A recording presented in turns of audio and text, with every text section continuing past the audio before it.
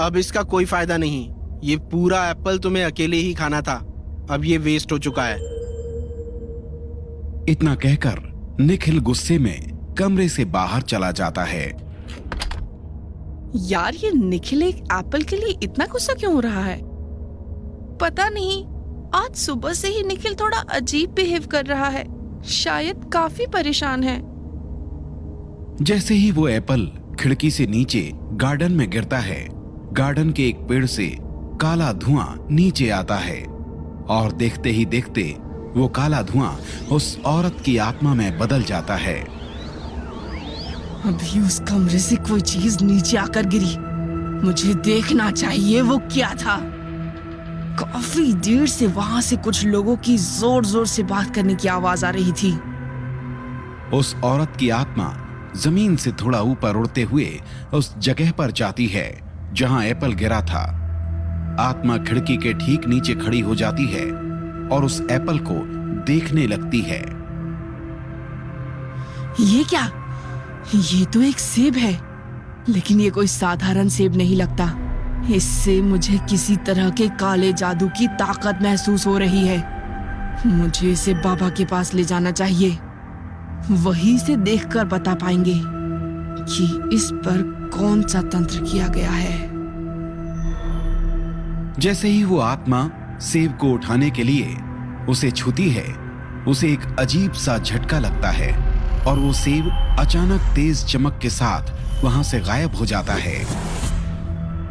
ये कैसा झटका था? और ये सेब अचानक गायब कैसे हो सकता है? अभी तो यही था। लगता है मेरा शक बिल्कुल सही था। इस सेब पर किसी प्रकार की तंत्र विद्या का इस्तेमाल किया गया था। मैं आज रात ही बाबा के पास जाकर उन्हें ये सारी बात बता दूंगी। वो आत्मा फिर से काले धुएं में बदल जाती है और उसी पेड़ पर वापस चली जाती है। शाम का वक्त था। शिल्पा और अक्षय एक कमरे में बैठे एक दूसरे से बातें कर रहे थे। यार, हम क्या सोचकर यहाँ आए थे, लेकिन यहाँ तो कुछ और ही चल रहा है। मुझे तो लगता है इस जगह में ही कोई गड़बड़ है। जो भी यहाँ आता है, पता नहीं उसके साथ क्या हो जाता है। हाँ यार, तुम सही कह रही हो। पहले देव और अंजलि यहाँ आए और यहाँ आकर उनका 4 साल का रिलेशनशिप अचानक टूट गया। फिर निखिल भी एकदम से बदल गया और अब तो शुभम भी थोड़ा अजीब बिहेव करने लगा है। मुझे तो लगता है हमें यहाँ से चले जाना चाहिए। कहीं इनकी मिसअंडरस्टैंडिंग दूर करते करते हमारे साथ ही कुछ गलत ना हो जाए। मुझे भी ऐसा ही लगता है। वैसे भी हम जिनकी एनिवर्सरी सेलिब्रेट करने यहाँ आए थे, वो तो अब साथ ही नहीं है। फिर यहाँ रुककर क्या फायदा? मैं आज ही शुभम से बात करता हूँ। उसे भी यहाँ आकर पता नहीं क्या हो गया है। उस डिवाइस को लेकर भूत पकड़ने के लिए पागलों की तरह यहाँ वहाँ घूमता रहता है। तुम उसकी चिंता मत करो, मैं आज ही उससे बात करता हूँ। हम तीनों कल ही यहाँ से चले जाएंगे। लेकिन मुझे ये समझ नहीं आ रहा कि देव को कैसे बताऊं कि हम उन्हें ऐसे मुश्किल समय में अकेले छोड़कर जा रहे हैं। अचानक कमरे का दरवाजा खुलता है और देव कमरे के अंदर आ जाता है। क्यों भाई, कहाँ जाने की प्लानिंग हो रही है? कहीं नहीं, वो हम बस बात कर रहे थे कि यहाँ आए हुए हमें काफी टाइम हो गया है, लेकिन अब तक हमने ये जगह अच्छे से नहीं देखी, इसीलिए हम आसपास कहीं घूमने जाने की बात कर रहे थे। हाँ यार, ये बात तो तुमने ठीक कही। जब से तुम लोग यहाँ आए हो, बस हमारी प्रॉब्लम्स ही देख रहे हो। लेकिन तुम फिक्र मत करो, मैं कल कहीं घूमने का प्लान बनाता हूँ। मैंने सुना है कि यहाँ जंगल से थोड़ी दूर नदी के पास एक अच्छा पिकनिक स्पॉट है। क्यों ना हम वहाँ चले? इससे तुम लोग ये जगह भी देख लोगे और बाहर जाकर हमारा भी मूड थोड़ा अच्छा हो जाएगा। मुझे तो तुम्हारा प्लान काफी अच्छा लग रहा है। क्यों शिल्पा, तुम्हारा क्या कहना है? हाँ ठीक है, मुझे क्या प्रॉब्लम हो सकती है। ठीक है, फिर अभी मैं चलता हूँ। देखता हूँ डिनर में क्या बन रहा है। तुम लोग भी जल्दी फ्रेशन अप हो लो, थोड़ी देर में डिनर रेडी हो जाएगा। इतना कहकर देव कमरे से बाहर निकल जाता है और सीढ़ियों से नीचे किचन की तरफ चला जाता है। अक्षय, ये तुमने क्या किया? तुमने हमें इस जगह से निकालने की बजाय एक नई प्रॉब्लम में डाल दिया। सॉरी यार शिल्पा, देव ऐसे अचानक आ गया और मुझसे हमारे जाने के बारे में सवाल पूछा तो मैं घबरा गया था। मैं उसे नहीं बता पाया कि हम उन्हें इस सिचुएशन में छोड़कर जल्द से जल्द जाने का प्लान बना रहे हैं। मैं समझ सकती हूँ। डिनर करके सभी लोग अपने अपने रूम में चले गए। निखिल अपने बेड पर लेटा हुआ था। वो काफी देर से सोने की कोशिश कर रहा था, लेकिन उसे नींद नहीं आ रही थी। वृंदा ने मुझे कितना अच्छा रास्ता बताया था। अगर अंजलि आज वो एप्पल खा लेती तो मैं बड़ी आसानी से उसे यहाँ से लेकर चला जाता, लेकिन उस बेवकूफ शिल्पा ने सारा काम बिगाड़ दिया। पता नहीं अब मैं वृंदा को सब कैसे समझाऊंगा। वो ये बात जानकर बहुत गुस्सा करेगी। कमरे की लाइट्स ऑफ थीं। खिड़की से हल्की सी रोशनी आ रही थी। अचानक निखिल के कमरे में वो काला धुआं भर जाता है और कुछ ही पल में उस औरत की आत्मा में बदल जाता है। कौन हो तुम? क्या चाहते हो तुम? क्या? मैंने पूछा क्या चाहते हो तुम? क्या तुम वही हो जिसने अंजलि को मारने की कोशिश की थी? हाँ, मैं वही हूँ। तुम यहाँ क्या करने आई हो?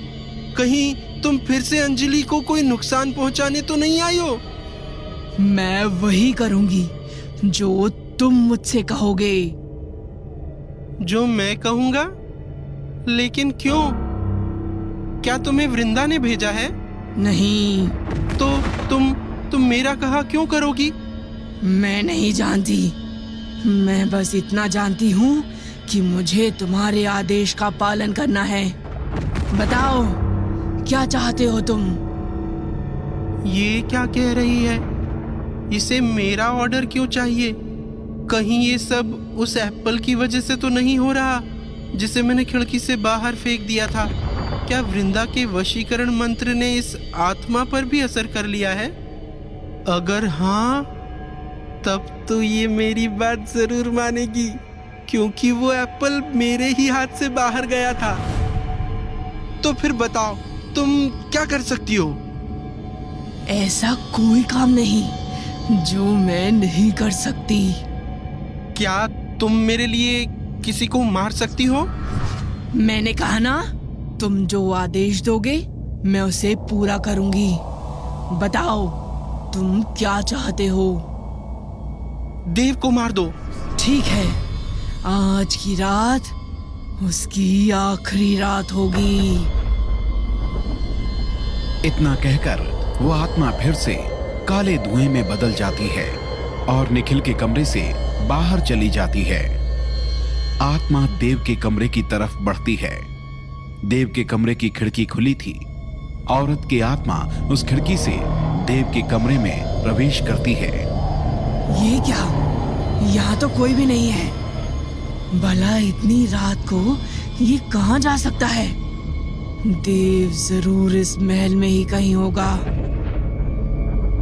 आत्मा पूरे महल में देव को ढूंढने लगती है, लेकिन देव उसे कहीं नहीं मिलता। जब आत्मा गेस्ट रूम के पास से निकल रही थी, तब उसे कुछ आवाज सुनाई दी। शुभम, अक्षय, शिल्पा और अंजलि वहां बैठे बातें कर रहे थे। थोड़ी देर पहले मैंने देव की कार की आवाज सुनी। क्या देव कहीं बाहर गया है? हाँ, देव थोड़ी ही देर पहले बाहर निकला है। लेकिन अंजलि, इतनी रात को वो गया कहाँ है? पता नहीं। मैंने उससे पूछा, लेकिन वो बहुत जल्दबाजी में था। उसे किसी का कॉल आया और कॉल पर बात करते ही वो बहुत हड़बड़ी में कहीं निकल गया। मुझसे कहा कि सुबह वापस आएगा। शायद कोई जरूरी काम आ गया होगा। आई होप सब कुछ ठीक हो। अब तो सुबह उसके आने के बाद ही पता चलेगा कि वो किस इम्पोर्टेंट काम के लिए गया है। आज दूसरी बार मेरा शिकार मेरे हाथ से निकल गया। पता नहीं वो देव कहाँ गया होगा। आज तो उसकी किस्मत अच्छी थी, इसलिए वो मुझसे बच गया। लेकिन कोई बात नहीं, कल मैं किसी भी तरह उसे खत्म कर दूंगी। और अब जो कोई भी मेरे और देव के बीच में आएगा, उसे भी मैं मार डालूंगी।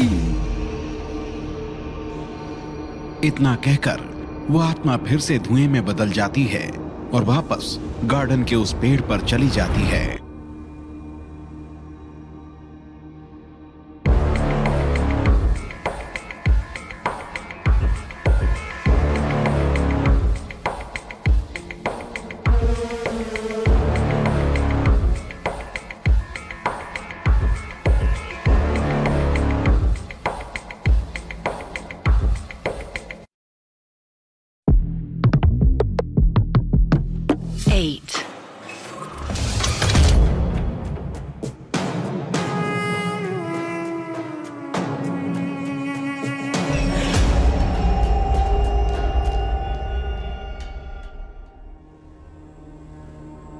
वो आत्मा वापस निखिल के कमरे में आ जाती है। क्या हुआ? क्या तुमने मेरा काम पूरा कर दिया? मार दिया तुमने देव को? नहीं, वो इस वक्त घर में नहीं है। कोई नहीं जानता कि वो कहाँ गया है। तो जाओ और ढूंढो उसे। तुम्हें उसे किसी भी हाल में खत्म करना है। मैं उसे ढूंढ लूंगी, लेकिन उसके लिए तुम्हें मुझे देव की कोई खास चीज देनी होगी। अब मैं तुम्हारे लिए उसकी कोई खास चीज कहाँ से लाऊं? मुझे किसी इंसान तक पहुंचने के लिए उसकी किसी चीज की जरूरत होती है। तो अंजलि तक पहुंचने के लिए तुम्हें क्या दिया गया था? उसके बाल। अब मैं इतनी रात को देव के बाल कहाँ से लेकर आऊं? फिर ठीक है, देव के वापस आने तक तुम मुझे कोई और आदेश दो। ये काम मैं कल देव के आने के बाद पूरा करूंगी। जो एक काम मैंने तुम्हें दिया है वो तो तुमसे हो नहीं रहा, और तुम मुझसे दूसरा काम मांग रही हो। मैंने कहा मुझे कोई नया काम दो, वरना मैं तुम्हारी जान ले लूंगी। ये सब क्या हो रहा है? जैसा वृंदा ने मुझे बताया था उस हिसाब से तो ऐसा कुछ नहीं होना चाहिए था। ये तो मुझे मारने की बात कर रही है। मुझे इससे और भी काम करवा लेना चाहिए। क्या पता कल तक वृंदा का वशीकरण काम करे या नहीं। तुम सोच क्या रहे हो? मुझे इसी वक्त कोई आदेश दो, वरना मैं तुम्हें मार डालूंगी। ठीक है, देव तो इस वक्त घर में नहीं है, इसीलिए तुम्हें किसी और को मारना होगा।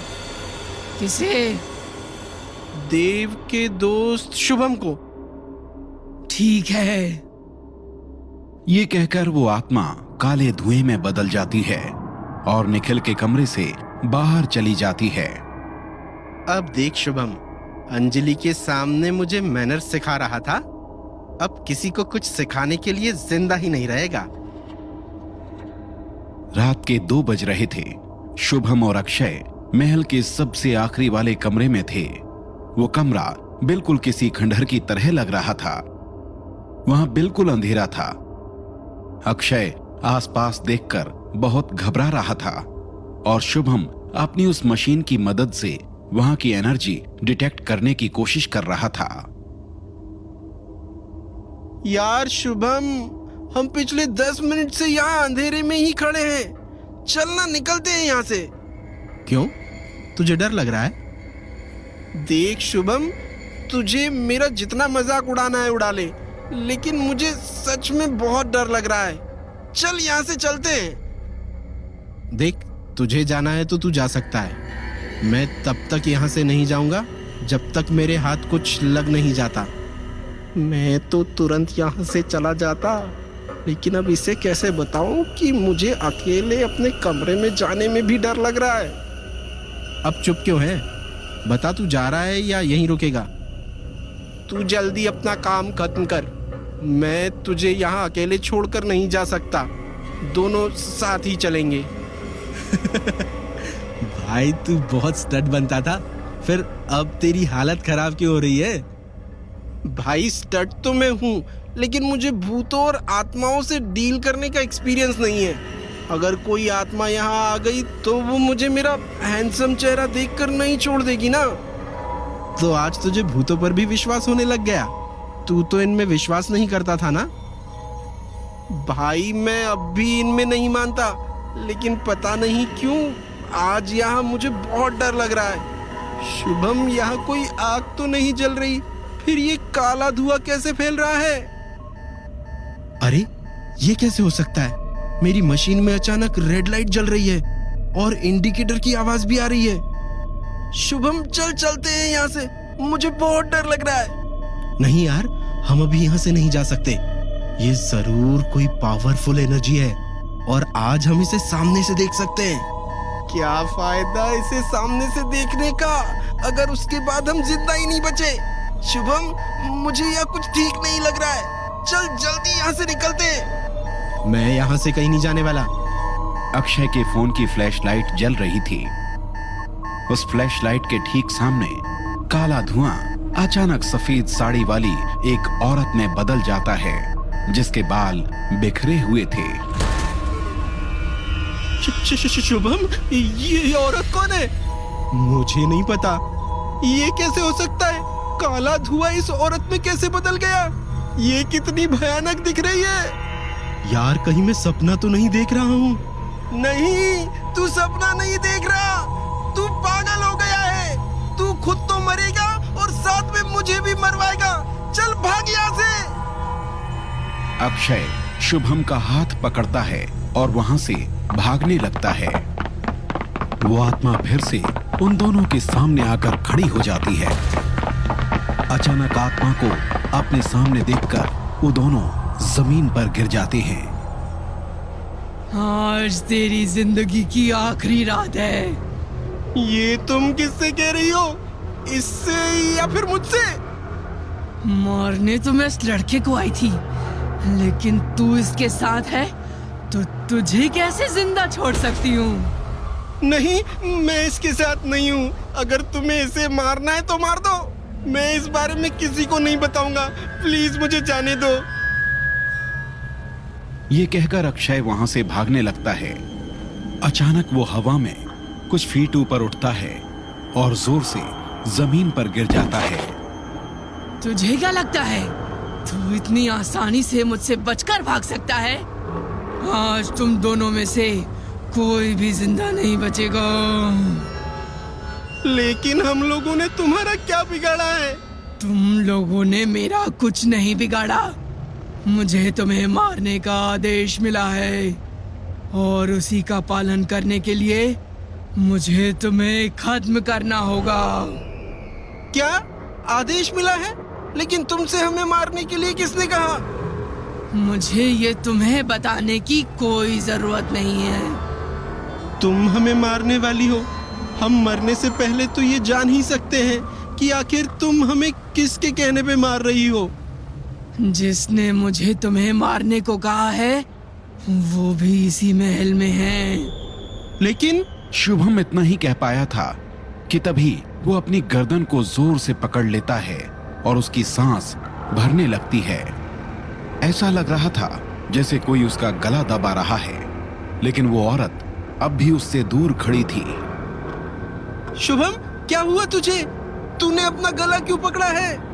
कोई मेरा गला दबा रहा है, लेकिन यहाँ तो कोई नहीं है। चल यहाँ से। मैं हिल नहीं पा रहा हूँ और ना ही सांस ले पा रहा हूँ। अक्षय, मुझे छोड़, तू जा यहाँ से, वरना ये मेरे साथ तुझे भी मार देगी। पागल जैसी बात मत कर। मैं तुझे यहाँ अकेले छोड़कर कहीं नहीं जाने वाला। पहले तू अपनी जान बचा भाई। आखिर तुम हो कौन और हमें क्यों मारना चाह रही हो? बस थोड़ी देर रुक जा, तेरी बारी भी आने ही वाली है। बहुत सारे सवाल खत्म कर देती है। शुभम, अक्षय, तुम दोनों ठीक तो हो ना? अंजलि, तुम यहाँ क्यों आ गई? ये आत्मा हम दोनों को मारना चाहती है। अब ये तुम्हें भी नहीं छोड़ेगी। चली जाओ यहाँ से। अब ये कुछ नहीं कर सकती। जल्दी उठो और चलो यहाँ से। तुमने इसके साथ क्या किया? शुभम, क्या अब तू ठीक है? हाँ, अब मैं ठीक हूँ। मुझे ऐसा लग रहा था जैसे कोई मेरा गला दबा रहा है। अंजलि, ये सब क्या हो रहा है? मेरी समझ में कुछ नहीं आ रहा। वो सब मैं तुम्हें बाद में बताऊंगी। फिलहाल सबसे पहले हमें यहाँ से निकलना होगा। यार, वो औरत फिर से काले धुएं में बदल रही है। वो आत्मा दर्द में जोर से चिल्लाती है और फिर काले धुएं में बदल जाती है। उस औरत के गले में गीतांजलि का लॉकेट था, जो थोड़ी देर पहले अंजलि ने उसे पहना दिया था। देखते ही देखते वो आत्मा गायब हो जाती है और गीतांजलि का लॉकेट वहीं गिर जाता है। अंजलि भागकर उस लॉकेट को उठा लेती है और फिर अपने गले में वापस पहन लेती है। अंजलि, अभी अभी तुमने उसके साथ क्या किया? और ये क्या चीज थी? वो एक औरत की आत्मा थी। बाबा ने पहले भी उसे मुझे मारने के लिए भेजा था। बाबा? ये बाबा कौन है? ये काफी लंबी कहानी है और इसे बताने के लिए ना ही ये समय सही है और ना ही ये जगह। अभी हमें फौरन यहाँ से निकलना होगा। यहाँ हम सबकी जान को खतरा है। यार, अंजलि ठीक कह रही है। ये जगह बिल्कुल भी सेफ नहीं है। अच्छा, तो तुझे समझ आ गया कि ये जगह सेफ नहीं है? मैं कब से तुझे कह रहा था कि यहाँ से चलते हैं, तब तुझे समझ नहीं आया? अक्षय, मैं तुझे सारी बात बताऊंगा, लेकिन पहले चल यहाँ से। अगर वो फिर से यहाँ आ गई तो हम उससे नहीं बच पाएंगे।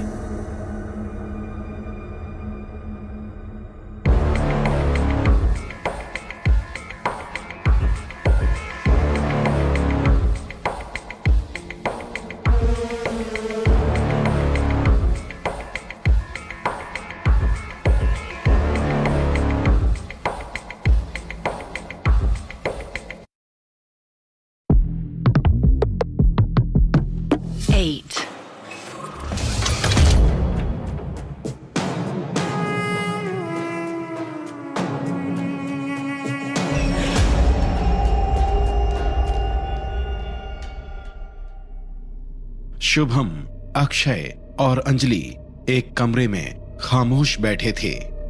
शुभम हैरान, अंजलि परेशान और अक्षय सदमे में लग रहा था। यार, इतना कुछ हो गया और तुमने हमें बताया भी नहीं। ये सब मैं एक बार अंजलि को बोल चुका हूँ। तू कुछ नया बोल। तू तो चुप ही रहे। तेरी वजह से आज मैं मरते मरते बचा हूँ। मैंने तुझे साथ आने के लिए नहीं कहा था, तू खुद मेरे साथ आया था। तुझे तो किसी भूतनी के साथ डेट पर जाना था ना? वो आई थी तो चले जाता उसके साथ। Shut up, you shut up. तुम लोगों को इस वक्त मजाक सोच रहा है? तुम्हें कोई आइडिया भी है कि ये सिचुएशन कितनी सीरियस है? हाँ यार, मैं समझ रहा हूँ, लेकिन ये शुभम देखना कहीं भी बकवास करना शुरू कर देता है। अच्छा, बकवास मैं करता हूँ? फाइन, अब थोड़ी काम की बात कर लेते हैं। अंजलि, तुम बताओ कि इन सब से छुटकारा पाने का कोई तरीका है? पता नहीं, मैं भी कब से यही पता लगाने की कोशिश कर रही हूँ, लेकिन अब तक मुझे कोई तरीका नहीं मिला। डोंट वरी अंजलि, अब तक तुम अकेली थी, इसलिए यहाँ से बाहर नहीं निकल पा रही थी, लेकिन अब हम तुम्हारे साथ हैं। हम तुम्हें और देव को किसी भी तरह से मुसीबत से बाहर निकाल लेंगे। शुभम, मुझे बहुत खुशी है कि तुम लोग हमारे साथ हो, लेकिन मेरी बात समझने की कोशिश करो। ये सब बहुत पेचीदा है और यहाँ हर वक्त जान का खतरा है। मैं चाहती हूँ कि तुम लोग जल्द से जल्द यहाँ से चले जाओ। तुम पागल हो क्या? तुम्हें और देव को ऐसे प्रॉब्लम में छोड़कर हम चले जाएं? ऐसा कभी नहीं हो सकता। एग्जैक्टली, हम यहाँ से कहीं नहीं जाने वाले और तुम दोनों को बचाने के लिए चाहे कुछ भी करना पड़े, हम वो जरूर करेंगे। यार, तुम लोग समझ क्यों नहीं रहे हो? इसमें हम लोगों की जान को भी खतरा हो सकता है। अंजलि, हम सिर्फ कहने को तुम्हारे दोस्त नहीं हैं। अब हम सब इस प्रॉब्लम से साथ में ही निकलेंगे। और अगर नहीं निकले तो फंसेंगे भी तो सब साथ में ही। आज पहली बार मैं शुभम की बात से पूरी तरह से एग्री हूँ। अंजलि, वो शुभम और अक्षय, तुम इस वक्त अंजलि के रूम में क्या कर रहे हो? यही सवाल हम तुझसे भी पूछ सकते हैं। तू इतनी रात को अंजलि के रूम में क्या करने आया है? वो मुझे अंजलि से कुछ जरूरी बात करनी थी। क्या तुम लोग कुछ देर के लिए हमें अकेला छोड़ सकते हो? नहीं, इस बार नहीं। तुम्हें जो भी बात करनी है हमारे सामने करो। अक्षय, समझने की कोशिश कर, ये हमारी पर्सनल बात है। देव, अब तुम्हें इनसे कुछ भी छुपाने की जरूरत नहीं है। मैंने इन्हें सारी बात बता दी है। What? Are you mad? तुम जानती हो ना, ऐसा करके तुमने हमारे साथ साथ इनकी भी जान खतरे में डाल दी है। देव, हमारी जान तो तभी खतरे में आ गई थी जब हम इस पैलेस में आए थे। आज शुभम और अक्षय पर हमला हुआ था। What? किसने हमला किया था इन पर? वही जिसने जंगल में मुझे मारने की कोशिश की थी। ओह गॉड, ये सब क्या हो रहा है? ये वृंदा तो रुकने का नाम ही नहीं ले रही। पहले ही वो और उसकी माँ कम थे, जो अब उन्होंने एक और आत्मा भेज दी। नहीं, इस बार वृंदा ने नहीं किया है। वृंदा ने नहीं किया? तो फिर कौन हो सकता है?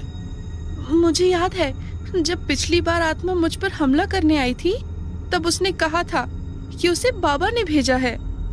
तुम बाबा पर शक कर रही हो? उन्होंने हमारी बहुत मदद की है। यही तो मैं नहीं समझ पा रही हूँ।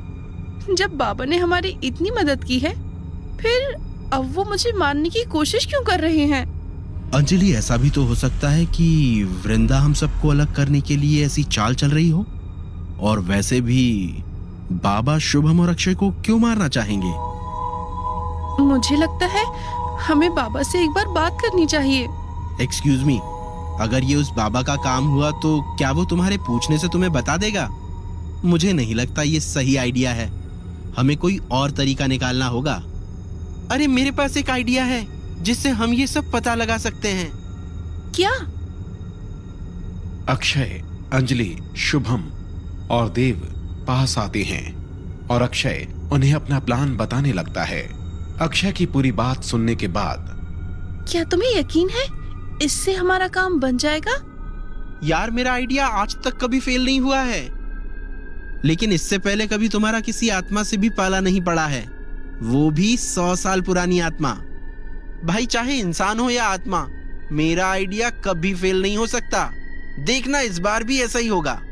चल ठीक है, देखते हैं। वैसे देव, तुम इतनी रात को अकेले कहाँ गए थे और इस वक्त मुझसे क्या बात करने आए थे?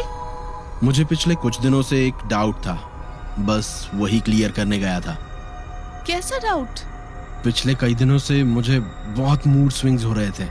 कभी मुझे तुम पर बहुत गुस्सा आता था, ऐसा लगता था कि मैं तुम्हारी जान ले लूं, और कभी ऐसा लगता था कि तुम्हें प्रोटेक्ट करना ही मेरी लाइफ का मकसद है। मुझे कुछ समझ नहीं आ रहा था कि मेरे साथ ये क्या हो रहा है। तो तुम्हें क्या पता चला? मुझ पर किसी ने वशीकरण किया था। What? और ऐसा करने वाली और कोई नहीं, वृंदा थी। हमें बहुत अलर्ट रहना होगा। हमें पता भी नहीं वो कब किसके दिमाग के साथ खेल रही है। ओह माय गॉड, एक और ब्लैक मैजिक, वशीकरण। यार, ऐसी भी कोई चीज होती है क्या? मैंने तो हिप्नोटिज्म के बारे में सिर्फ सुना ही था। जब से हम यहाँ आए हैं, हमारा सामना ऐसी ऐसी चीजों से हो रहा है जिनके बारे में हमने कभी सुना भी नहीं था। गाइस, देव इज राइट, हमें अलर्ट रहना होगा। वो हमारे दिमाग के साथ खेल सकती है। क्या उसने ऐसा निखिल के साथ भी किया होगा? कुछ दिनों से वो भी बहुत अजीब बिहेव कर रहा है। यार, तुम दोनों ने कभी नोटिस नहीं किया, लेकिन मुझे तो हमेशा से ही उसका बिहेवियर काफी अजीब लगता था। देखो, इस बारे में हम बाद में डिस्कस करेंगे। फिलहाल हमें मेरे प्लान को एग्जीक्यूट करने के बारे में सोचना चाहिए। अगर ये प्लान सक्सेसफुल हो गया तो हम उनके बारे में और भी बहुत कुछ जान पाएंगे। हमें उनके बारे में जितना पता होगा हमारे लिए उतना ही अच्छा है। उनके बारे में जानकारी निकालकर हम उनसे निपटने का रास्ता ढूंढ पाएंगे। हम काफी देर से बात कर रहे हैं। अब सब अपने अपने रूम में जाओ। हमें आराम कर लेना चाहिए। इस बारे में अब कल बात करेंगे, ठीक है? सभी लोग उठकर कमरे से बाहर निकलते हैं और अपने अपने कमरों में जाने लगते हैं। शुभम और अक्षय अपने कमरे में चले जाते हैं, लेकिन देव अभी अंजलि के रूम के बाहर ही रुक जाता है। क्या हुआ देव? क्या कुछ और भी है जो तुम बताना चाहते हो? अंजलि, मुझे नहीं पता कि मेरे साथ क्या हो रहा है, लेकिन मैं तुम्हें बताना चाहता हूं कि चाहे कुछ भी हो जाए, मैं कभी तुम्हें नुकसान पहुंचाने के बारे में सोच भी नहीं सकता। अगर कभी मैंने ऐसा करने की कोशिश की तो तुम समझ जाना वो मैं नहीं हूं। अंजलि हाँ में अपना सर हिला देती है। देव एक नजर अंजलि को देखता है और फिर वहां से चला जाता है। मैंने इस रिश्ते को पीछे तो छोड़ दिया है, लेकिन पता नहीं क्यों अब भी मुझे लगता है कि मेरा ये फैसला गलत था। कहीं मैंने देव को छोड़कर कोई गलती तो नहीं करती? नहीं, मैं ही क्या सोच रही हूँ। मैं आगे बढ़ चुकी हूँ और अब मुझे पीछे मुड़कर नहीं देखना चाहिए। बाबा एक कमरे में बैठे हवन कर रहे थे। तभी वहां किसी औरत के चीखने की आवाज आती है। अचानक उस कमरे में काला धुआं आता है और फिर उस औरत में बदल जाता है। तूने मुझे यहाँ क्यों बुलाया है? तुम मुझसे ऐसे बात नहीं कर सकती। तुम मेरी गुलाम हो और मैं जब चाहूं जहां चाहूं तुम्हें बुला सकता हूं। मैं तुम्हारी गुलाम नहीं हूँ, मैं उसकी गुलाम हूँ और जो वो कहेगा मैं वही करूंगी। क्या तुम किसकी बात कर रही हो? उस लड़के की। मैं उसकी हर बात मानूंगी। ये कैसे हो सकता है?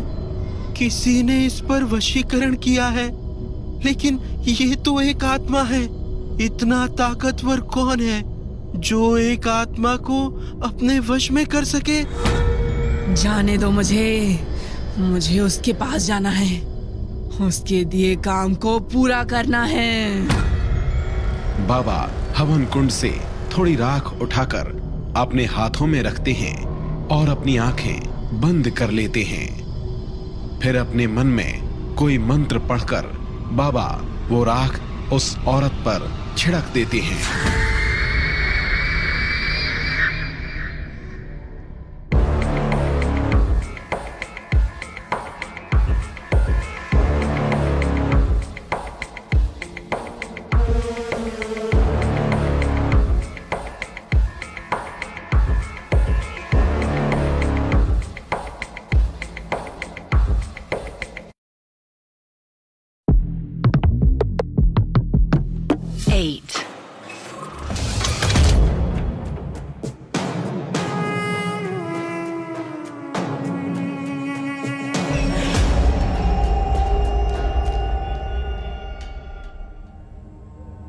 कुछ देर तक बाबा और वो औरत दोनों कुछ नहीं बोले।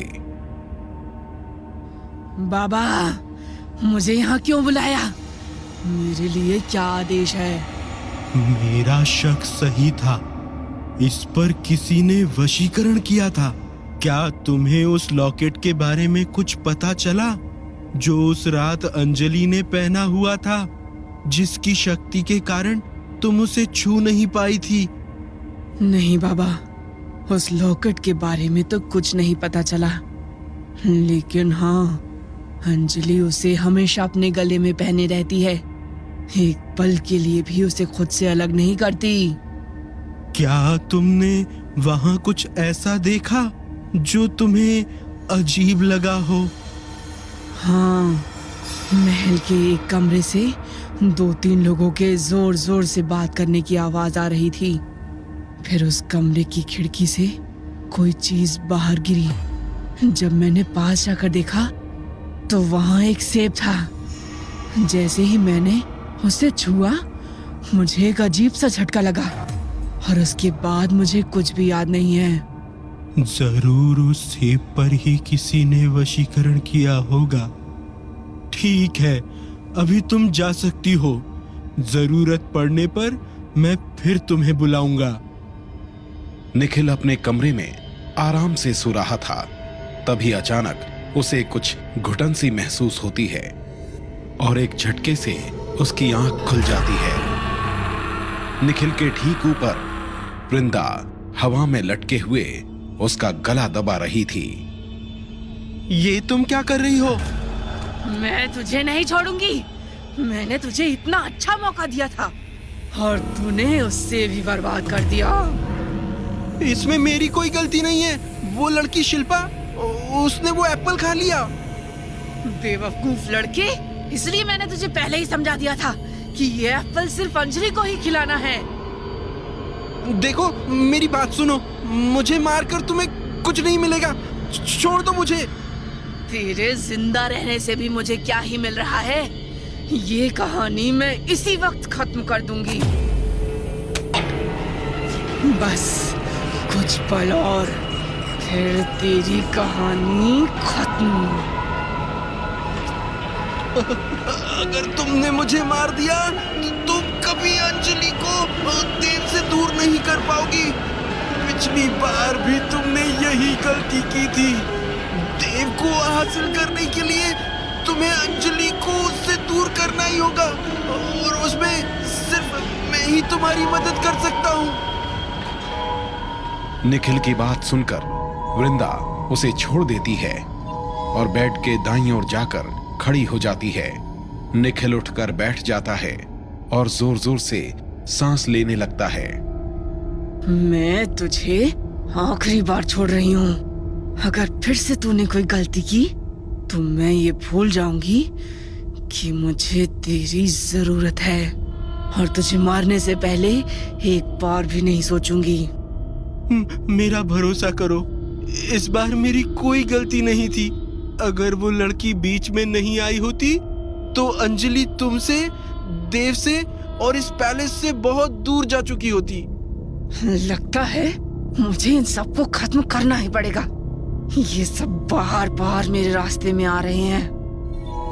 तुम उसकी फिक्र मत करो, उनमें से एक तो आज ही मर जाएगा। तुम क्या कहना चाहते हो? मैंने किसी को उनमें से एक को मारने के लिए भेजा है। तुमने किसको भेजा है? तुम्हारा जादू वेस्ट नहीं हुआ।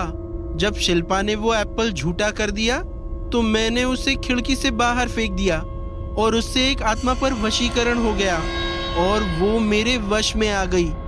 मैंने उस आत्मा को शुभम को मारने के लिए भेज दिया था। तू किस आत्मा की बात कर रहा है? मैं नहीं जानता, लेकिन शायद ये वही आत्मा है जिसने अंजलि को मारने की कोशिश की थी। क्या ये उसी आत्मा की बात कर रहा है जिसे पापा ने भेजा था? वृंदा निखिल से बिना कुछ कहे ही वहां से गायब हो जाती है। तू क्या मुझे मारेगी? बस कुछ वक्त रुक जा। एक बार अंजलि मेरी हो जाए, फिर मैंने देव के साथ साथ तेरे लिए भी कुछ सोच रखा है। अगली सुबह देव, अक्षय, शुभम और अंजलि आपस में बात कर रहे थे। गाइस, तुम लोग प्लान के लिए तैयार हो ना? यार, मुझे कुछ ठीक नहीं लग रहा है। ये कुछ ज्यादा ही रिस्की है। अरे नहीं यार, वैसे भी अगर हमने कुछ नहीं किया तो वो एक दिन हमें मार ही देगी। हमें रिस्क तो लेना ही पड़ेगा। और शिल्पा का क्या? उसे हम क्या कहेंगे? मैंने उसका भी इंतजाम कर दिया है। मैंने उसे उसकी फेवरेट वेब सीरीज दे दी है। आज पूरा दिन वो उसी में बिजी रहेगी। लेकिन इस बीच अगर वृंदा या मंदाकिनी ने उसे नुकसान पहुंचाने की कोशिश की तो? नहीं, वो दिन में शिल्पा को नुकसान पहुंचाने की कोशिश नहीं करेंगे। एग्जैक्टली, इसीलिए हमें ये काम शाम होने से पहले खत्म करना होगा। देव, तू जल्दी गाड़ी निकाल। हाँ। वो चारों अब जंगल के बीच उसी जगह पर खड़े थे जहां अंजलि के गले में वो लॉकेट गिरा था। चारों बड़े ध्यान से आसपास देख रहे थे। अंजलि, क्या तुम्हें पूरा यकीन है वो लॉकेट इसी जगह तुम पर गिरा था? देव, तुम भी उस वक्त यहीं थे। याद करो, हम यहीं से भागे थे। मुझे कुछ भी याद नहीं है। मैंने बताया ना, उस वक्त मुझ पर वशीकरण किया गया था। मुझे अच्छी तरह याद है, मैं उस रात यहीं पर खड़ी थी। वो आत्मा मुझ पर हमला करने ही वाली थी, लेकिन अचानक कुछ ऐसा हुआ कि वो मुझे छू नहीं पाई। शायद इस पेड़ से वो लॉकेट मेरे गले पर आ गिरा था। अचानक उस लॉकेट का यहाँ आना कोई इत्तेफाक नहीं हो सकता।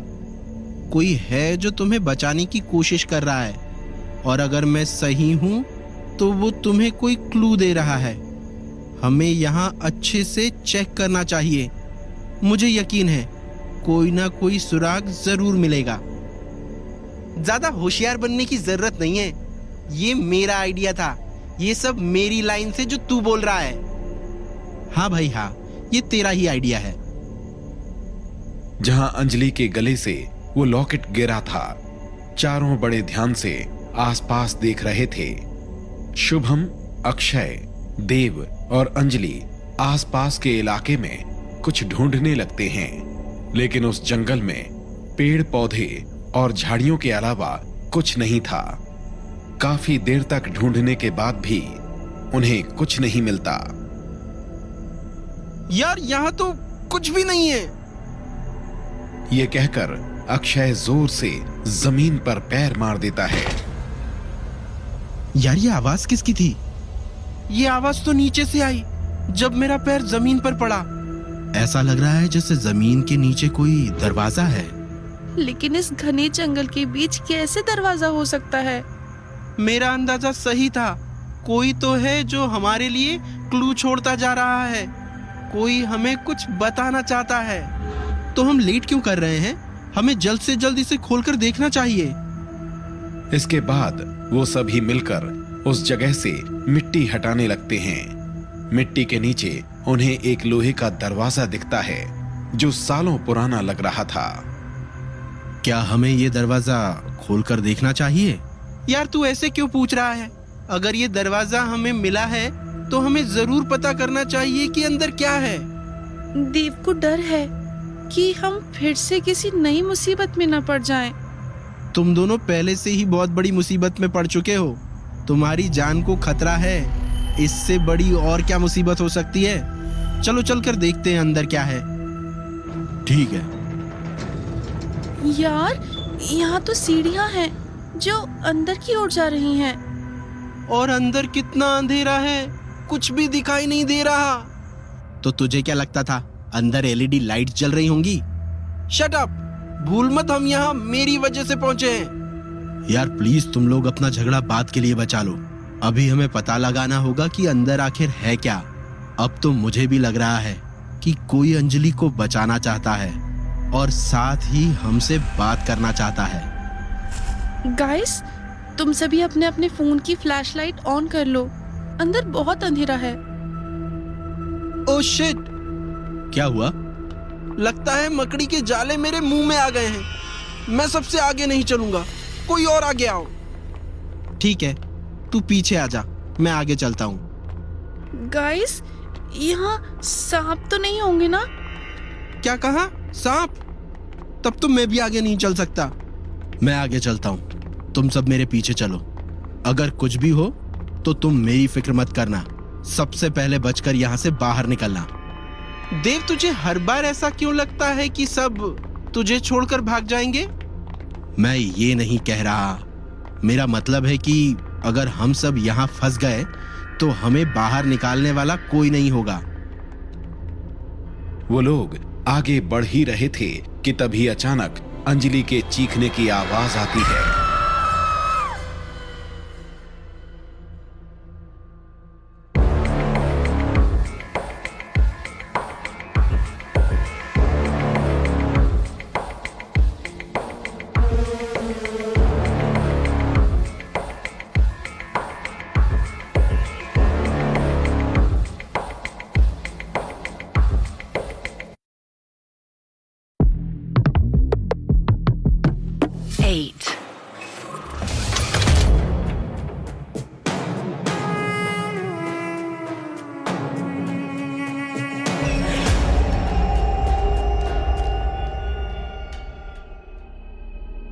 वहीं दूसरी तरफ निखिल पैलेस में अकेले इधर से उधर घूम रहा था।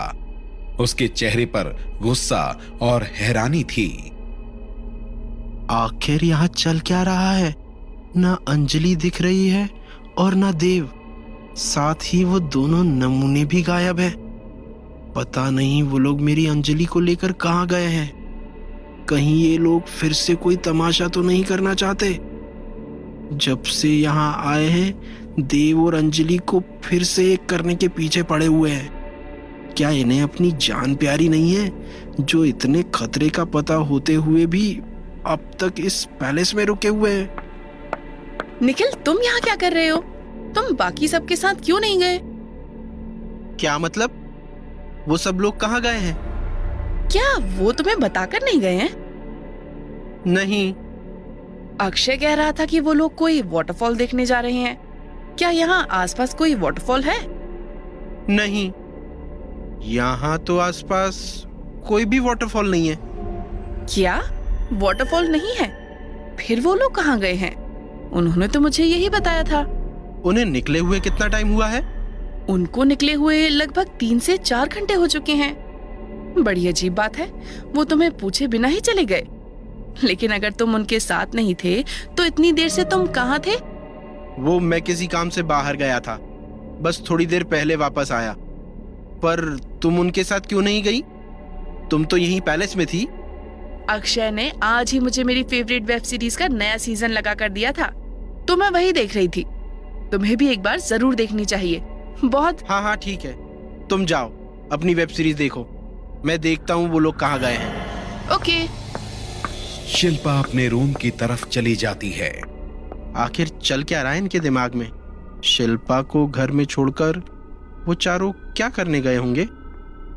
दूसरी तरफ देव, शुभम, अक्षय और अंजलि सीढ़ियों से उस अंधेरे तहखाने के अंदर जा रहे थे। देव सबसे आगे था और अंजलि सबसे पीछे थी। देव! सीढ़ी से नीचे उतरते वक्त एक काली परछाई ने पीछे से अंजलि का गला पकड़ लिया था। क्या हुआ अंजलि? क्या तुम ठीक हो? कोई मेरा गला दबाने की कोशिश कर रहा है, मैं ठीक से सांस नहीं ले पा रही हूँ। अक्षय, जो अंजलि के ठीक सामने था, पीछे मुड़ता है और अपनी फ्लैशलाइट की मदद से अंजलि को देखता है। लेकिन अंजलि, यहाँ तो कोई भी नहीं है। अक्षय, क्या अंजलि के गले में उसका लॉकेट है? हाँ, अंजलि के गले में लॉकेट है और पता नहीं क्यों वो बहुत चमक रहा है। जल्दी कुछ करो, मैं सांस नहीं ले पा रही हूँ, ये मुझे मार डालेगा।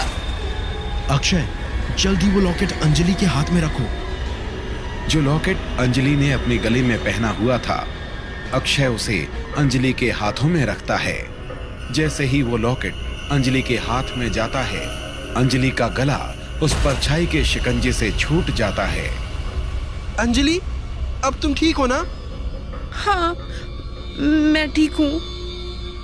लेकिन अंजलि, तुम्हें अचानक क्या हो गया था? क्या वृंदा यहाँ भी हमारे पीछे आ गई है? नहीं, ये वृंदा नहीं थी। मैं सीढ़ी से नीचे उतर ही रही थी कि अचानक मुझे लगा जैसे मेरे पीछे कोई काली परछाई है। जैसे ही मैं उसे देखने के लिए पीछे मुड़ने लगी, उसने मेरा गला पकड़ लिया। अगर मैं थोड़ी देर और उसके शिकंजे में रहती तो मेरी जान ही निकल जाती। थैंक यू देव। अंजलि, ऐसा दोबारा कभी मत कहना। जब तक मैं तुम्हारे साथ हूँ, मतलब हम सब तुम्हारे साथ है, कोई भी तुम्हारा कुछ नहीं बिगाड़ सकता। मेरे हिसाब से हमें यहाँ से वापस चलना चाहिए। मुझे ये जगह बहुत खतरनाक लग रही है। अंजलि को तो उसके लॉकेट ने बचा लिया, लेकिन हमारे पास तो कोई लॉकेट भी नहीं है। क्यों अक्षय, तुझे फिर से डर लगने लगा क्या? भूल गया, ये प्लान तो तेरा ही था। शट अप, मैं मजाक नहीं कर रहा। अभी हमने अंदर जाना शुरू ही किया है और अंजलि की जान खतरे में पड़ गई। मुझे आगे बढ़ना बिल्कुल सेफ नहीं लग रहा है। दोस्तों, तुम में से जो भी यहाँ से वापस लौटना चाहता है, वो प्लीज अभी चला जाए। और आगे बढ़ने के बाद तुम लोगों के पास ये ऑप्शन नहीं होगा। तुम सब हमारे दोस्त हो और हमेशा रहोगे। इसके लिए तुम्हें अपनी जान खतरे में डालने की कोई जरूरत नहीं है। शुभम, चाहो तो तुम भी अक्षय के साथ वापस जा सकते हो। अक्षय बिल्कुल सही कह रहा है, अंदर हम सबकी जान को खतरा हो सकता है। देवी, तू कैसी बात कर रहा है? क्या जब हमने यहाँ आने का फैसला लिया था तब हमें नहीं पता था कि यहाँ खतरा होगा? मैं तुम लोगों को छोड़कर कहीं नहीं जाने वाला। अक्षय, अगर तू जाना चाहता है तो तू जा सकता है। जाना तो मैं चाहता हूँ, लेकिन अगर अभी मैं अकेले वापस चला गया तो ये शुभम पूरी लाइफ मेरा मजाक उड़ाएगा। इससे बेहतर तो मैं उस चुड़ैल के हाथों मारा ही जाऊं। नहीं, ऐसी कोई बात नहीं है। हम चारों एक साथ आए हैं तो वापस भी एक साथ ही जाएंगे। चलो आगे बढ़ते हैं। वैसे अक्षय, अगर तुम चाहो तो मेरा लॉकेट पहन सकते हो। नहीं अंजलि, मेरा वो मतलब नहीं था। इसकी तुम्हें ज्यादा जरूरत है। ठीक है, सब अलर्ट रहना, आगे और भी खतरा हो सकता है। वो चारों आगे बढ़ने लगते हैं। थोड़ी देर बाद सीढ़ियां खत्म हो जाती हैं। वहां नीचे इतना अंधेरा था कि फ्लैशलाइट के होते हुए भी वो लोग पूरी जगह नहीं देख पा रहे थे। ये क्या है? ये तो बेसमेंट लग रहा है। कहीं हम किसी की प्राइवेट प्रॉपर्टी में तो नहीं घुस गए? नहीं, मुझे ऐसा नहीं लग रहा। ये जगह कम से कम 100 साल पुरानी लग रही है और इसकी हालत देखकर लगता नहीं कि पिछले काफी समय से यहाँ कोई आया है। Let's not waste the time guys, जल्दी यहाँ देखते हैं, अगर हमें हमारे काम का कुछ मिल सके। चारों अपने हाथों में फ्लैशलाइट लिए अलग अलग उस बेसमेंट में कुछ ढूंढ रहे थे।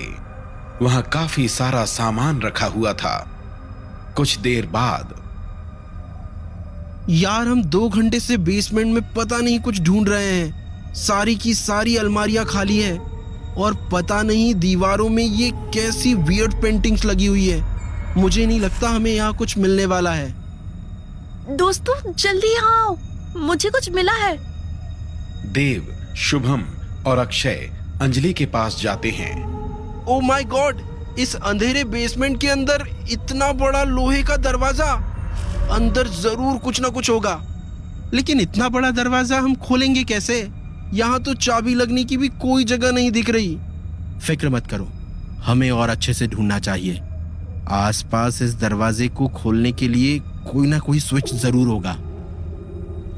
सभी फिर से उस बेसमेंट में दरवाजा खोलने का कोई तरीका ढूंढने लगते हैं। यार हम कब से ढूंढ रहे हैं, इस बेसमेंट का कोई कोना नहीं बचा। मुझे नहीं लगता कि ऐसा यहाँ कोई स्विच है। तो हम क्या करें? इतनी मेहनत के बाद वापस लौट जाएं? तू तो शुरू से ही वापस जाने का कोई ना कोई बहाना ढूंढ रहा है। शुभम, अब तू लिमिट क्रॉस कर रहा है। गाइस 1 मिनट प्लीज, अक्षय सही कह रहा है। हमने कई बार पूरा बेसमेंट छान लिया है, लेकिन हमने एक भी बार इन अजीब सी पेंटिंग्स के पीछे नहीं देखा। मुझे लग रहा है इन पेंटिंग्स के पीछे हमें कुछ मिल सकता है। अंजलि, देव, अक्षय और शुभम चारों एक एक पेंटिंग दीवार से उतारते हैं। अंजलि, यू आर अमेजिंग यार, मुझे स्विच मिल गया। जैसे ही देव उस स्विच को दबाता है, वो लोहे का दरवाजा धीरे धीरे खुलने लगता है। चलो अंदर चलते हैं, लेकिन बी केयरफुल, अंदर कोई भी खतरा हो सकता है। Okay, let's go. दरवाजा पूरा खुलने के बाद वो चारों बेसमेंट के उस कमरे के अंदर जाने लगते हैं। अरे ये क्या? मेरा लॉकेट फिर से चमक रहा है और इससे पहले आज तक ये इतना कभी नहीं चमका। इसका मतलब यहाँ एक नहीं कई आत्माएं हैं। हमें जल्द से जल्द इस कमरे को तलाश कर यहाँ से बाहर निकलना चाहिए। हाँ तुम ठीक। मेरा पैर! कमरे के बीच में कोई बेवकूफ इतना बड़ा बॉक्स रखता है। बॉक्स? कैसा बॉक्स? अंजलि उस बॉक्स की तरफ अपनी फ्लैशलाइट दिखाती है। ये कोई बॉक्स नहीं है। अरे ये एक बॉक्स है, अभी मेरा पैर उससे टकराया। जिससे तुम्हारा पैर टकराया वो कोई बॉक्स नहीं, एक कॉफिन है और शायद इसमें किसी की लाश रखी हुई है।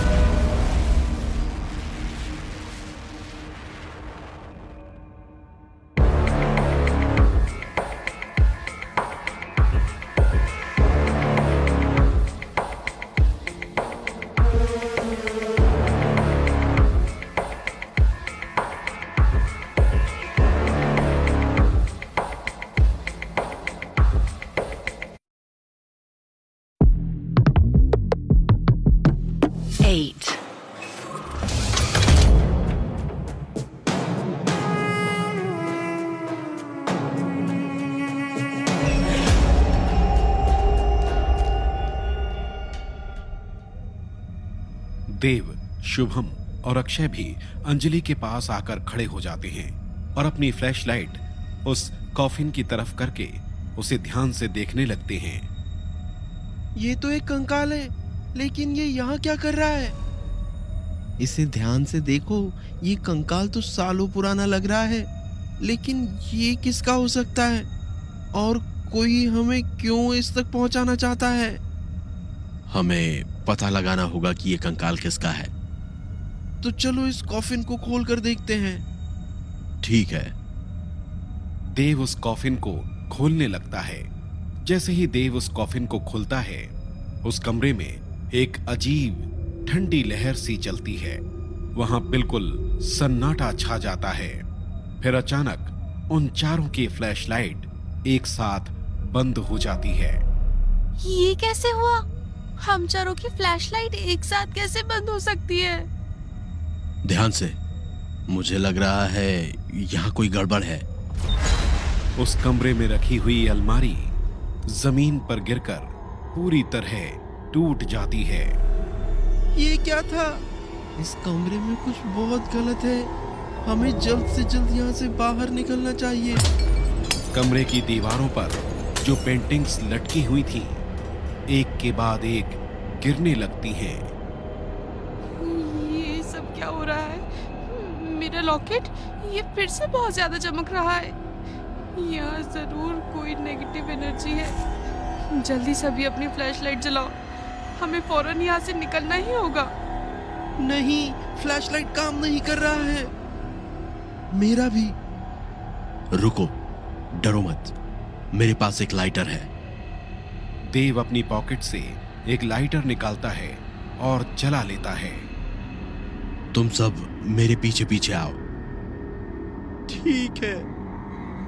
जैसे ही वो लोग उस कमरे से निकलकर बेसमेंट में आते हैं, उस कमरे का दरवाजा अपने आप जोर से बंद हो जाता है। जल्दी चलो, भागो यहाँ से। वो चारों भागते हुए सीढ़ियों से ऊपर चढ़ते हैं और उस लोहे के दरवाजे से बाहर निकल जाते हैं। यार, मुझे तो लगा था आज हम मर ही जाएंगे, लेकिन जैसे तैसे हम बाहर निकल ही गए। ऐसे कैसे हमें कुछ हो सकता था? मैं जो तुम लोगों के साथ था। इतनी भी क्या जल्दी है? थोड़ी देर रुको तो। चारों पलटकर पीछे देखते हैं और देखकर पूरी तरह हैरानी और डर से कांप जाते हैं। पीछे एक आत्मा भी उस लोहे के दरवाजे से बाहर निकलकर खड़ी थी। भागो! जल्दी जल्दी भागो, वो आत्मा हमारे पीछे आ रही है। वो चारों भाग ही रहे थे कि तभी सामने एक अनजान औरत आकर खड़ी हो जाती है। उसके कपड़े काफी अजीब और पुराने जमाने के थे। वो किसी तांत्रिक की तरह दिख रही थी। चले जाओ यहाँ से। औरत की बात सुनते ही उस आदमी की आत्मा जो इनका पीछा कर रही थी वहां से गायब हो जाती है। देव, अक्षय, शुभम और अंजलि भी उस अनजान औरत के ठीक सामने आकर खड़े हो जाते हैं और उसे गौर से देखने लगते हैं। कौन हो तुम? और तुमने उस आत्मा को कैसे भगाया? क्या तुम्हारे पास कोई सुपर पावर्स है? मैं जानती थी कि तुम यहाँ तक जरूर पहुँचोगे, लेकिन तुम मेरी उम्मीद से काफी धीमे निकले। तुम लोगों ने यहाँ तक पहुँचने में बहुत देर कर दी। क्या मतलब? उस वृंदा को खत्म करने में तुम लोग जितनी देर करोगे, तुम्हारी मौत की संभावना उतनी ही बढ़ती जाएगी। वक्त के साथ तुम सभी अपनी मौत की तरफ बढ़ते जा रहे हो। सबसे पहले मैं ये जानना चाहता हूँ कि तुम कौन हो? क्या तुम वही हो जिसने इतने सारे हिंट्स देकर हमें यहाँ तहखाने तक पहुँचाया है?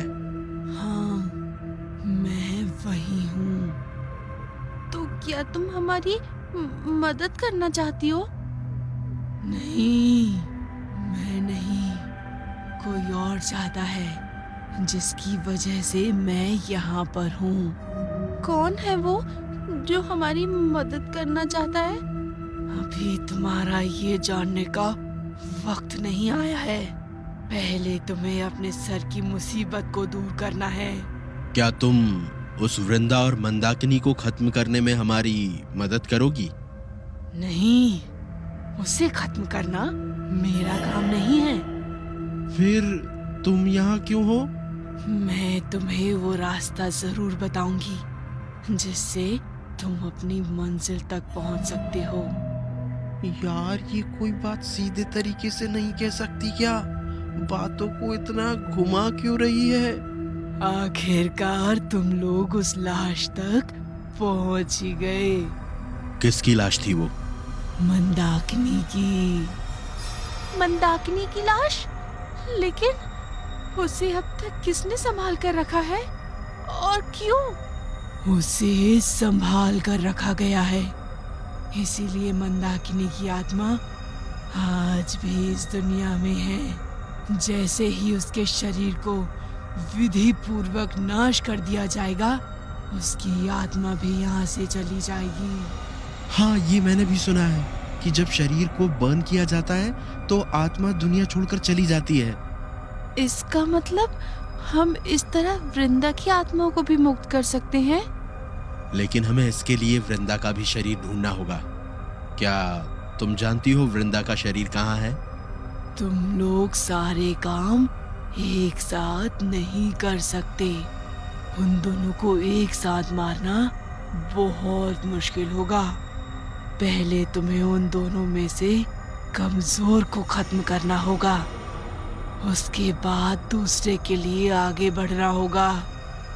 मंदाकिनी वृंदा से कमजोर है और तुम्हें पता है कि उसका शरीर कहाँ है, तो पहले उसे खत्म करो, उसके बाद वृंदा की सोचना। ठीक है, हम फिर से वहां जाते हैं और उस लाश को अभी जला देते हैं। नहीं, तुम अभी ये नहीं कर सकते। ये काम एक सही मुहूर्त में करना होगा। और ये सही मुहूर्त कब आएगा? आज से 3 दिन बाद, एकादशी की रात को। ये कहकर वो औरत पीछे मुड़ती है और जाने लगती है। तुम कहाँ जा रही हो? हमें अभी भी तुम्हारी मदद की जरूरत है। इंसान को अपनी मदद खुद करनी पड़ती है। मैं तुम्हें सिर्फ रास्ता दिखा सकती हूँ, बाकी का काम तुम्हें खुद करना होगा। ये कहकर वो औरत वहां से चली जाती है। अंजलि, देव, शुभम और अक्षय हैरानी से बस उसे जाते हुए देखते रह जाते हैं। यार, ये सब क्या था? ये तो मुझे भी समझ नहीं आया।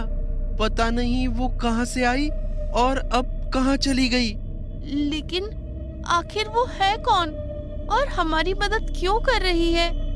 और वो किसकी बात कर रही थी जिसने उसे हमारी मदद करने के लिए भेजा? गाइस, फिलहाल ये सब सोचने का वक्त नहीं है हमारे पास।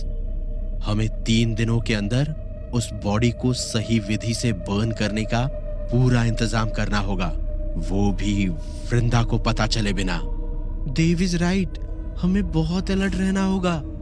एक और बात, ये जो बॉडी बर्न करने वाली बात है, ये केवल हम 4 लोगों के बीच रहनी चाहिए। किसी 5वें को इस बारे में भनक भी नहीं लगनी चाहिए। निखिल को भी नहीं? उसे तो बिल्कुल भी नहीं। शुभम, तुम्हें निखिल से इतनी क्या प्रॉब्लम है? अंजलि, अभी मैं इस बारे में कोई बहस नहीं करना चाहता, लेकिन तुम मुझसे प्रॉमिस करो, निखिल को इस बारे में कुछ भी नहीं बताओगी। मैं ऐसा नहीं कर सकती। मैं और निखिल साथ है और मैं उससे कोई बात नहीं छुपा सकती। अंजलि, जैसा तुम सोच रही हो वैसा कुछ भी नहीं है, लेकिन निखिल इस वक्त गुस्से में है और तुम जानती हो गुस्से में वो गलत डिसीजन ले लेता है। फिलहाल हम कोई भी मिस्टेक अफोर्ड नहीं कर सकते, तो प्लीज ये बात हम 4 तक ही रहे। वैसे भी किसी और को ये बात बताकर हम उसकी जान खतरे में ही डाल देंगे। एंड आई बिलीव कि तुम निखिल की जान खतरे में नहीं डालना चाहोगी। अंजलि खामोश हो जाती है और किसी सोच में पड़ जाती है। रात हो चुकी थी।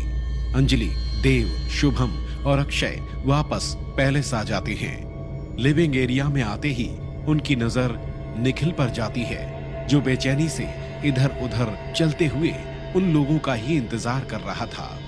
उसके चेहरे पर गुस्सा और बेचैनी साफ देखी जा सकती थी। अंजलि, कहाँ थी तुम?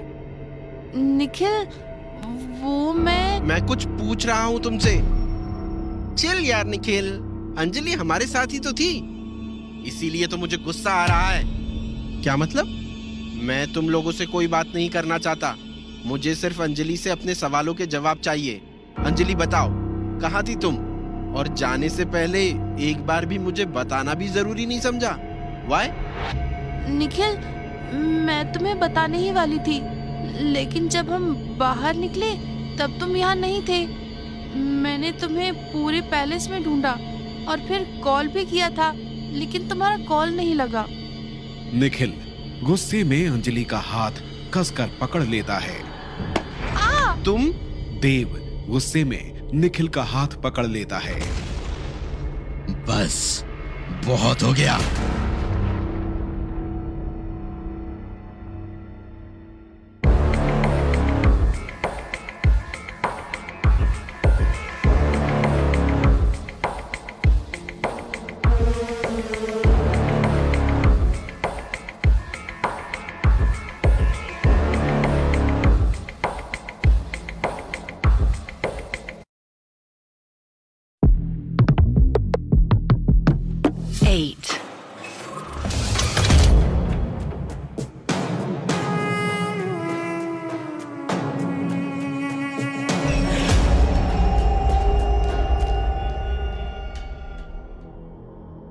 How dare you?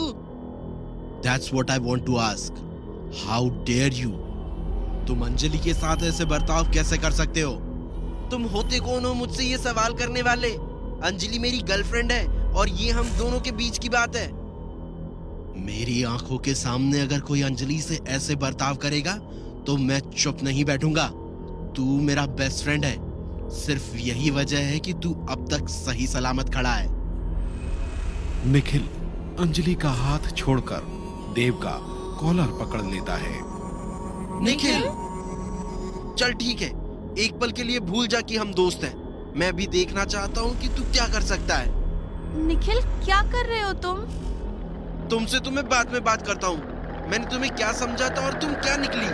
क्या मतलब? देव को छोड़ने का और मेरे साथ आने का डिसीजन तुम्हारा था। मैंने कभी तुम पर प्रेशर नहीं डाला, तुम खुद मेरे पास आई थी, लेकिन मुझे नहीं पता था कि तुम ऐसी निकलोगी। निखिल, जो भी कहना है साफ साफ कहो। अच्छा, तो क्या तुम अपना सच साफ साफ सुन सकोगी? Nikhil, behave yourself. तू अंजलि से कैसे बात कर रहा है? तो और क्या कहूँ, इसे तो दोनों चाहिए, मैं भी और देव। जैसे ही निखिल की बात पूरी होती है, उसके चेहरे पर एक जोर का पंच लगता है और वो लड़खड़ा के कुछ कदम पीछे हो जाता है।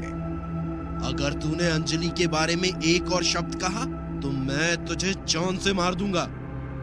इसके लिए तुझे खुद जिंदा रहना पड़ेगा, जो अब पॉसिबल नहीं है। I will kill you. इसके साथ ही निखिल भी देव पर अटैक कर देता है और उन दोनों के बीच लड़ाई शुरू हो जाती है। अक्षय और शुभम उन दोनों को रोकने की कोशिश करते हैं, लेकिन वो ऐसा नहीं कर पाते। बंद करो ये सब। अंजलि, ये सब इसने शुरू किया है। जब तक ये तुमसे माफी नहीं मांग लेता, मैं इसे नहीं छोड़ूंगा। मैं अंजलि से बाद में बात कर लूंगा, उससे पहले मैं तुझसे निपट लूं। मैंने कहा अंजलि से अभी माफी मांग। तुझे उसकी इतनी फिक्र क्यों है? क्योंकि प्यार करता हूं मैं उससे। ये सुनकर सभी की आंखें हैरानी से बड़ी हो जाती हैं। I knew it. मैं जानता था कि तेरी नजर अंजलि पर है, इसीलिए बार बार किसी न किसी बहाने से तू इसे मुझसे दूर ले जाता है। मैं मानता हूँ कि मैं अब भी अंजलि से प्यार करता हूँ, लेकिन मैंने कभी भी उसे तुझसे छीनने की कोशिश नहीं की। मैंने उसके फैसले की इज्जत की है और उससे दूर हो गया था। झूठ बोल रहा है तू। अंजलि के तुझे छोड़ने के बाद से तू बार बार उसके करीब जाने की कोशिश करता रहता है। अंजलि, तुम जानती हो ना? देव, छोड़ो उसे। लेकिन अंजलि, इसने। मैंने कहा ना, छोड़ो उसे। थैंक यू अंजलि, मुझे पता था ये लोग मुझे समझे या नहीं, लेकिन तुम मुझे जरूर समझोगी। नहीं निखिल, इस बार तुमने जो कहा है वो मैं नहीं समझ पा रही हूँ। अंजलि, पता नहीं क्यों मुझे लगा था कि तुम मेरे लिए बिल्कुल सही इंसान हो। तुमने तब मेरा साथ दिया था जब मेरे साथ कोई भी नहीं था, लेकिन अब लगता है जैसे मेरा वो डिसीजन सही नहीं था। ये तुम क्या कह रही हो? जब से हम दोनों साथ हैं, तुम्हारा कोई और ही साइड देख रही हूँ। अब तुम वो निखिल नहीं हो जिसने हमेशा मेरा साथ दिया था। ये कहकर अंजलि अपनी उंगली से वो रिंग निकाल देती है जिसे उसे निखिल ने दिया था और निखिल को पकड़ा देती है। ये देखकर शुभम की आंखों में चमक आ जाती है। अंजलि, तुम ऐसा नहीं कर सकती। I love you. ये मैं काफी सोच समझ कर कह रही हूँ। अपनी बात पूरी करके अंजलि वहां से चली जाती है। आज इस पॉइंट पर हमारी दोस्ती भी खत्म होती है। निखिल, ट्रस्ट मी, मैं ये नहीं चाहता था। तू बिल्कुल यही करना चाहता था, लेकिन एक बात याद रखना, अगर अंजलि मेरी नहीं हुई तो तेरी भी नहीं होगी। यार, तुझे क्या हो गया? तू ऐसे अजीब बिहेव क्यों कर रहा है? अब ऐसे अनजान बनने की एक्टिंग मत करो। मैं अच्छे से जानता हूं कि मुझे और अंजलि को अलग करने में तुम दोनों ने भी इसकी मदद की है। अपनी बात पूरी करके निखिल वहां से चला जाता है। ये लड़का पागल हो गया है। गाइस, ट्रस्ट मी, मैंने ये सब प्लान नहीं किया था। मैं कभी भी अंजलि और निखिल के साथ ऐसा करने के बारे में सोच भी नहीं सकता। यार, तू परेशान मत हो। हम जानते हैं तू कैसा है। सच तो ये है कि इस निखिल ने तुझे धोखा दिया था। कौन अपने बेस्ट फ्रेंड और उसकी गर्लफ्रेंड के झगड़े का फायदा उठाता है? मैं मानता हूं कि तुम दोनों के बीच मिसअंडरस्टैंडिंग हुई थी, लेकिन निखिल ने उसका फायदा उठाया और अंजलि को अपने साथ कर लिया। ये बिल्कुल गलत है। नहीं यार, आई एम श्योर निखिल के दिमाग में ऐसा कुछ नहीं रहा होगा। वो वक्त ही कुछ ऐसा था। देव, तू खुद सोच, अगर तू निखिल की जगह होता तो ऐसा करता? क्या तू अपने बेस्ट फ्रेंड की गर्लफ्रेंड के साथ रिलेशनशिप में होने के बारे में सोच भी सकता है? यार, मुझे भी लगता है कि शुभम सही कह रहा है। तू और अंजलि, तुम दोनों ही उस पर कुछ ज्यादा ही भरोसा करते हो। देव कुछ नहीं कहता और किसी सोच में पड़ जाता है। इधर निखिल गुस्से में अपने कमरे में आता है। वो बेचैन होकर इधर से उधर घूम रहा था, तभी वहां वृंदा आ जाती है। वो गुस्से में लग रही थी। तू किसी काम का नहीं निकला। मैंने सब कुछ ठीक करके तुझे दिया था, लेकिन तुझसे तो संभाला ही नहीं गया। तुमने क्या ठीक किया था? तुम्हारा वशीकरण बेकार था, कुछ दिन भी नहीं टिक पाया। बेवकूफ लड़के, क्या तू भूल गया तूने मुझसे क्या कहा था? तूने कहा था कि सिर्फ कुछ वक्त के लिए मैं उस अंजलि के मन को बदल दूं और उतने वक्त में तू उसे देवराज से दूर ले जाएगा, लेकिन तुझसे ये भी नहीं हो सका। अब वक्त जा चुका है। अब तेरे हाथ में कुछ भी नहीं बचा है। क्या अब तुम फिर से उसे वश में नहीं कर सकती? शायद नहीं।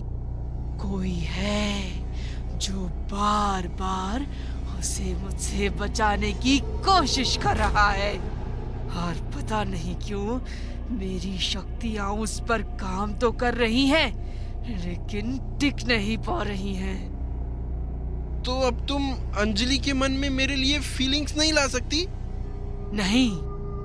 ओके फाइन, फिर एक ही रास्ता बचा है। क्या? मार दो उसे। क्या तू चाहता है मैं उसे मार दूं? हाँ, अगर वो मेरी नहीं हो सकती तो मैं उसे किसी और की नहीं होने दूंगा, खासकर उस देव की। एक और बार सोच ले, इसके बाद तू अपनी बात से पीछे नहीं हट पाएगा। सोच लिया, अंजलि ने मुझे छोड़ा है, अब उसे इसकी कीमत चुकानी होगी। मैं उन दोनों को मारने में तुम्हारी मदद करूंगा, बस मेरी एक शर्त है। कैसी शर्त? उन पांचों में से कोई भी जिंदा नहीं बचना चाहिए। मैं उन सब की मौत चाहता हूँ। ठीक है, अब उनमें से कोई नहीं बचेगा। वृंदा वहां से गायब हो जाती है और निखिल गुस्से में मुट्ठी बांधे खड़ा रहता है।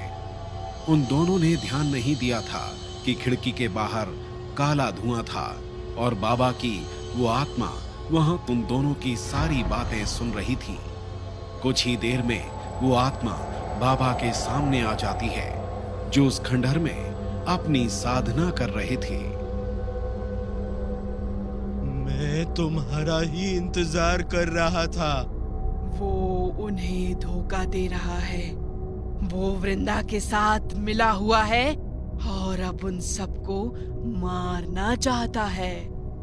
मुझे उस लड़के के बारे में पहले से पता है। मैंने तुम्हें उस इंसान के बारे में पता करने के लिए कहा था जो अंजलि को बचा रहा है। क्या तुम्हें उसके बारे में पता चला? हाँ, मैंने उनका पीछा किया था। वो मंदाकिनी की लाश तक पहुंच गए हैं और उसे नष्ट करने वाले हैं। क्या? हाँ, जब कुछ पिशाच उन लोगों के पीछे पड़ गए थे, तब एक औरत ने उन्हें बचाया और उसने कहा कि किसी ने उसे ऐसा करने के लिए कहा था। फिर क्या हुआ? कौन थी वो औरत? उसने बताया नहीं। उसने उन लोगों को मंदाकिनी का शरीर नष्ट करने के लिए कहा और वहां से चली गई। तो क्या तुमने उसका पीछा नहीं किया? किया। फिर वो किसके पास गई थी? क्या वो वही था जो अंजलि को बचाने की कोशिश कर रहा है? हाँ। बाबा सवालिया नजरों से उस आत्मा को देखते रहते हैं।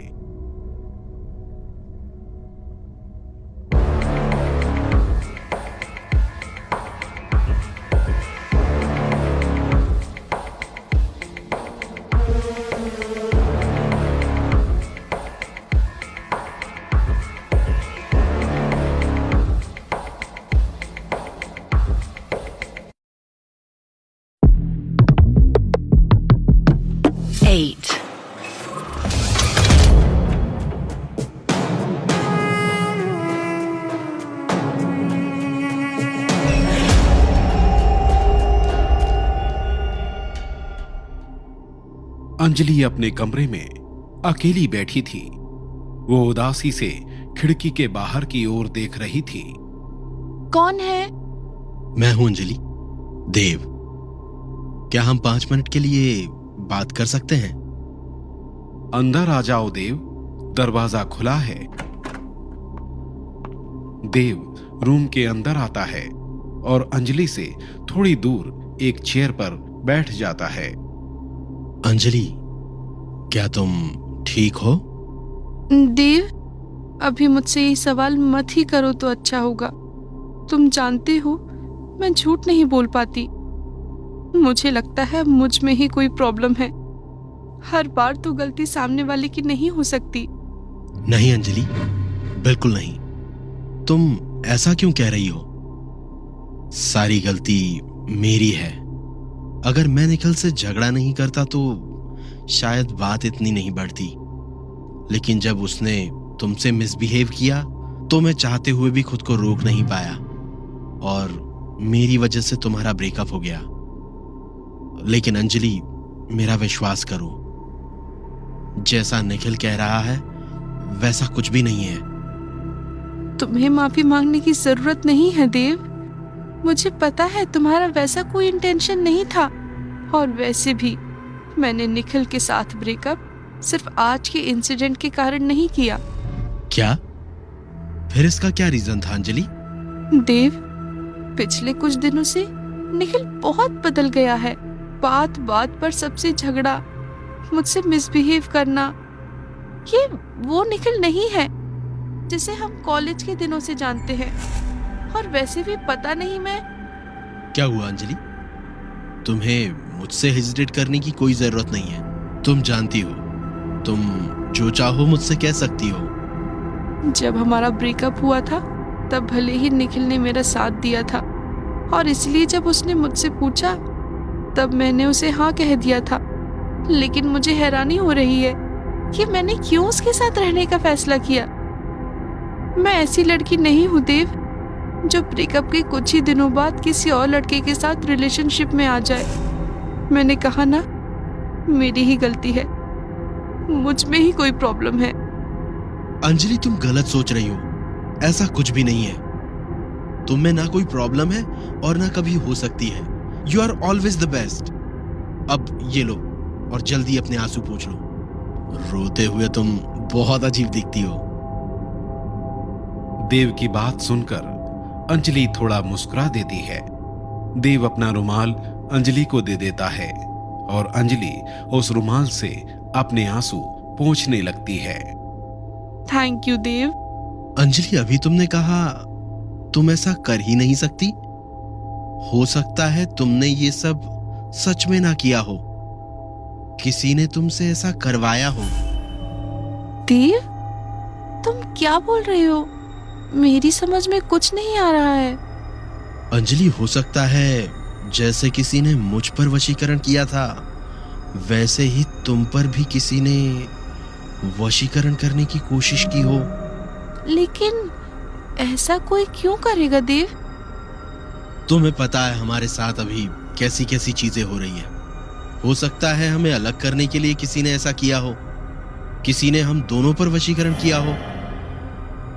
अंजलि कुछ नहीं कहती और कुछ सोचने लगती है। ये सब छोड़ दो अंजलि, तुम पहले ही बहुत परेशान हो। तुम्हें अब थोड़ा रेस्ट कर लेना चाहिए। अगर कोई भी जरूरत हो तो मुझे बताना। अब मैं चलता हूँ। हाँ ठीक है, बाय। देव इतना कहकर अंजलि के रूम से बाहर चला जाता है। वहीं दूसरी तरफ बाबा उस आत्मा से बातें कर रहे थे। बताओ कौन था वो जिसने उस औरत को देव और अंजलि के पास भेजा? ये वही है जो शुरू से अंजलि की जान बचाता आ रहा है। मुझे नहीं पता वो कौन था, मैं उसका चेहरा नहीं देख पाई। अभी तुमने कहा तुम उस औरत के पीछे गई थी। क्या अब तुमने भी मेरे साथ मजाक करना शुरू कर दिया है? नहीं बाबा, मेरा वो मतलब नहीं था। मैं उस औरत के पीछे पीछे गई। वो औरत घने जंगल के बीच कहीं चली गई। वहीं वो आदमी खड़ा था जिसने उस औरत को उन्हें बचाने भेजा था। उसकी पीठ मेरी तरफ थी। मैं बस उसकी पीठ ही देख पाई थी। मैं उसके सामने जा ही रही थी कि उसे मेरे करीब आने का एहसास हो गया। फिर उसने कोई मंत्र पढ़ा और उस मंत्र के प्रभाव के कारण मैं वहां एक पल भी और नहीं रुक पाई और मुझे वापस आना पड़ा। ठीक है, लेकिन तुमने वो जगह तो देख ली है ना जहां वो औरत और आदमी मिल रहे हैं? हाँ बाबा, मुझे वो जगह अच्छी तरह याद है। जंगल के बीच में वहां एक विशाल बरगद का पेड़ है।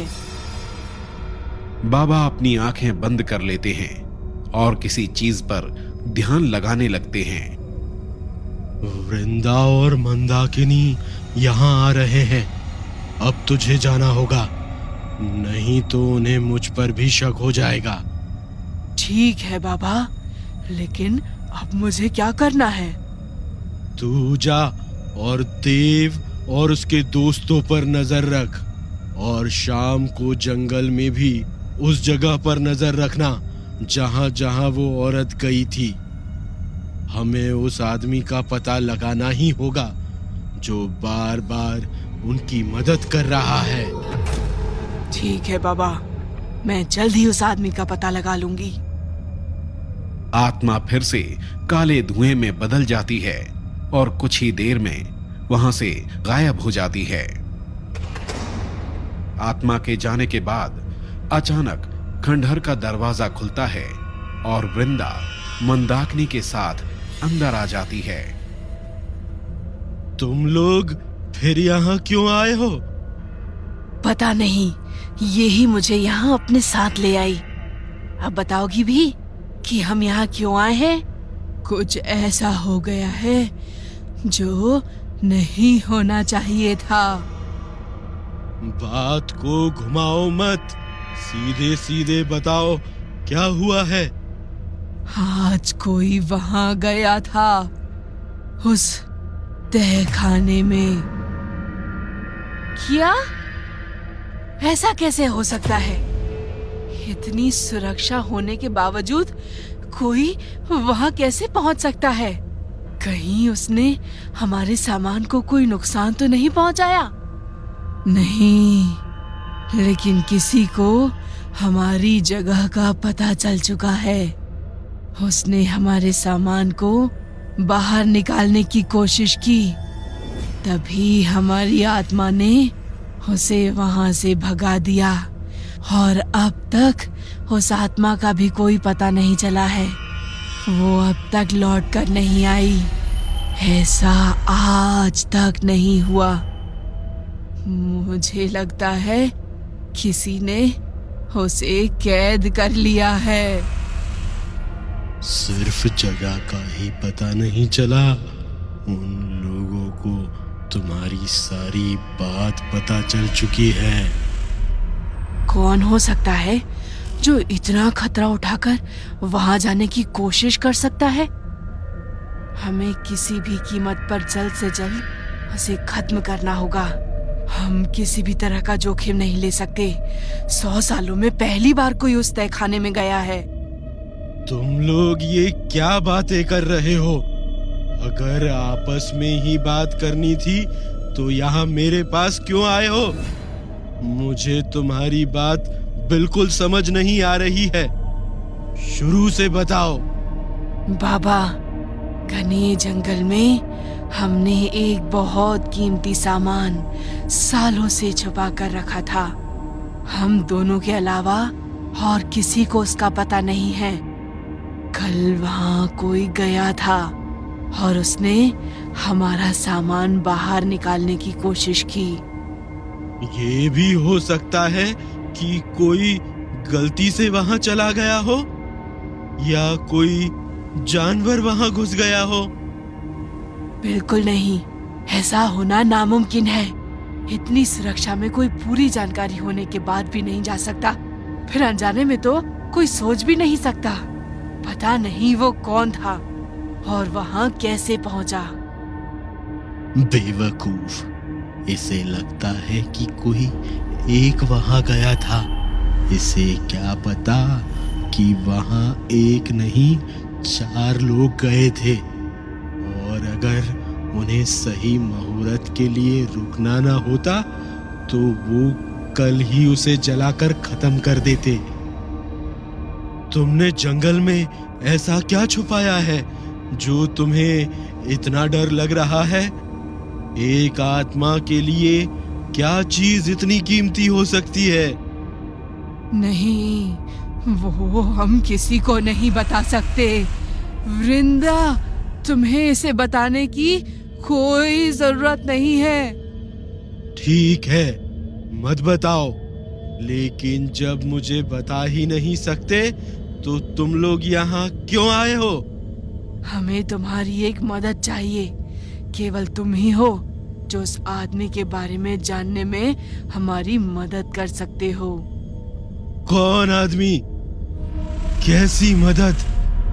हमें पता है जंगल में तुम्हारी कई आत्माएं घूमती रहती हैं और नजर रखती हैं। सिर्फ तुम ही उनसे ये पता लगा सकते हो कि कल वहां कौन गया था और उसने हमारी एक गुलाम आत्मा को कहाँ कैद करके रखा हुआ है। मैं कोशिश कर सकता हूँ, लेकिन इसके बदले मुझे क्या मिलेगा? अगर तुमने ये कर दिया तो मैं वादा करती हूँ तुम्हारा जो राज मेरे पास है उसे हमेशा के लिए खत्म कर दूंगी, और फिर हम तुम्हें कभी कोई काम करने के लिए मजबूर नहीं करेंगे। ठीक है, मैं कोशिश करता हूँ। जैसे ही मुझे पता चलेगा मैं तुम्हें बता दूंगा।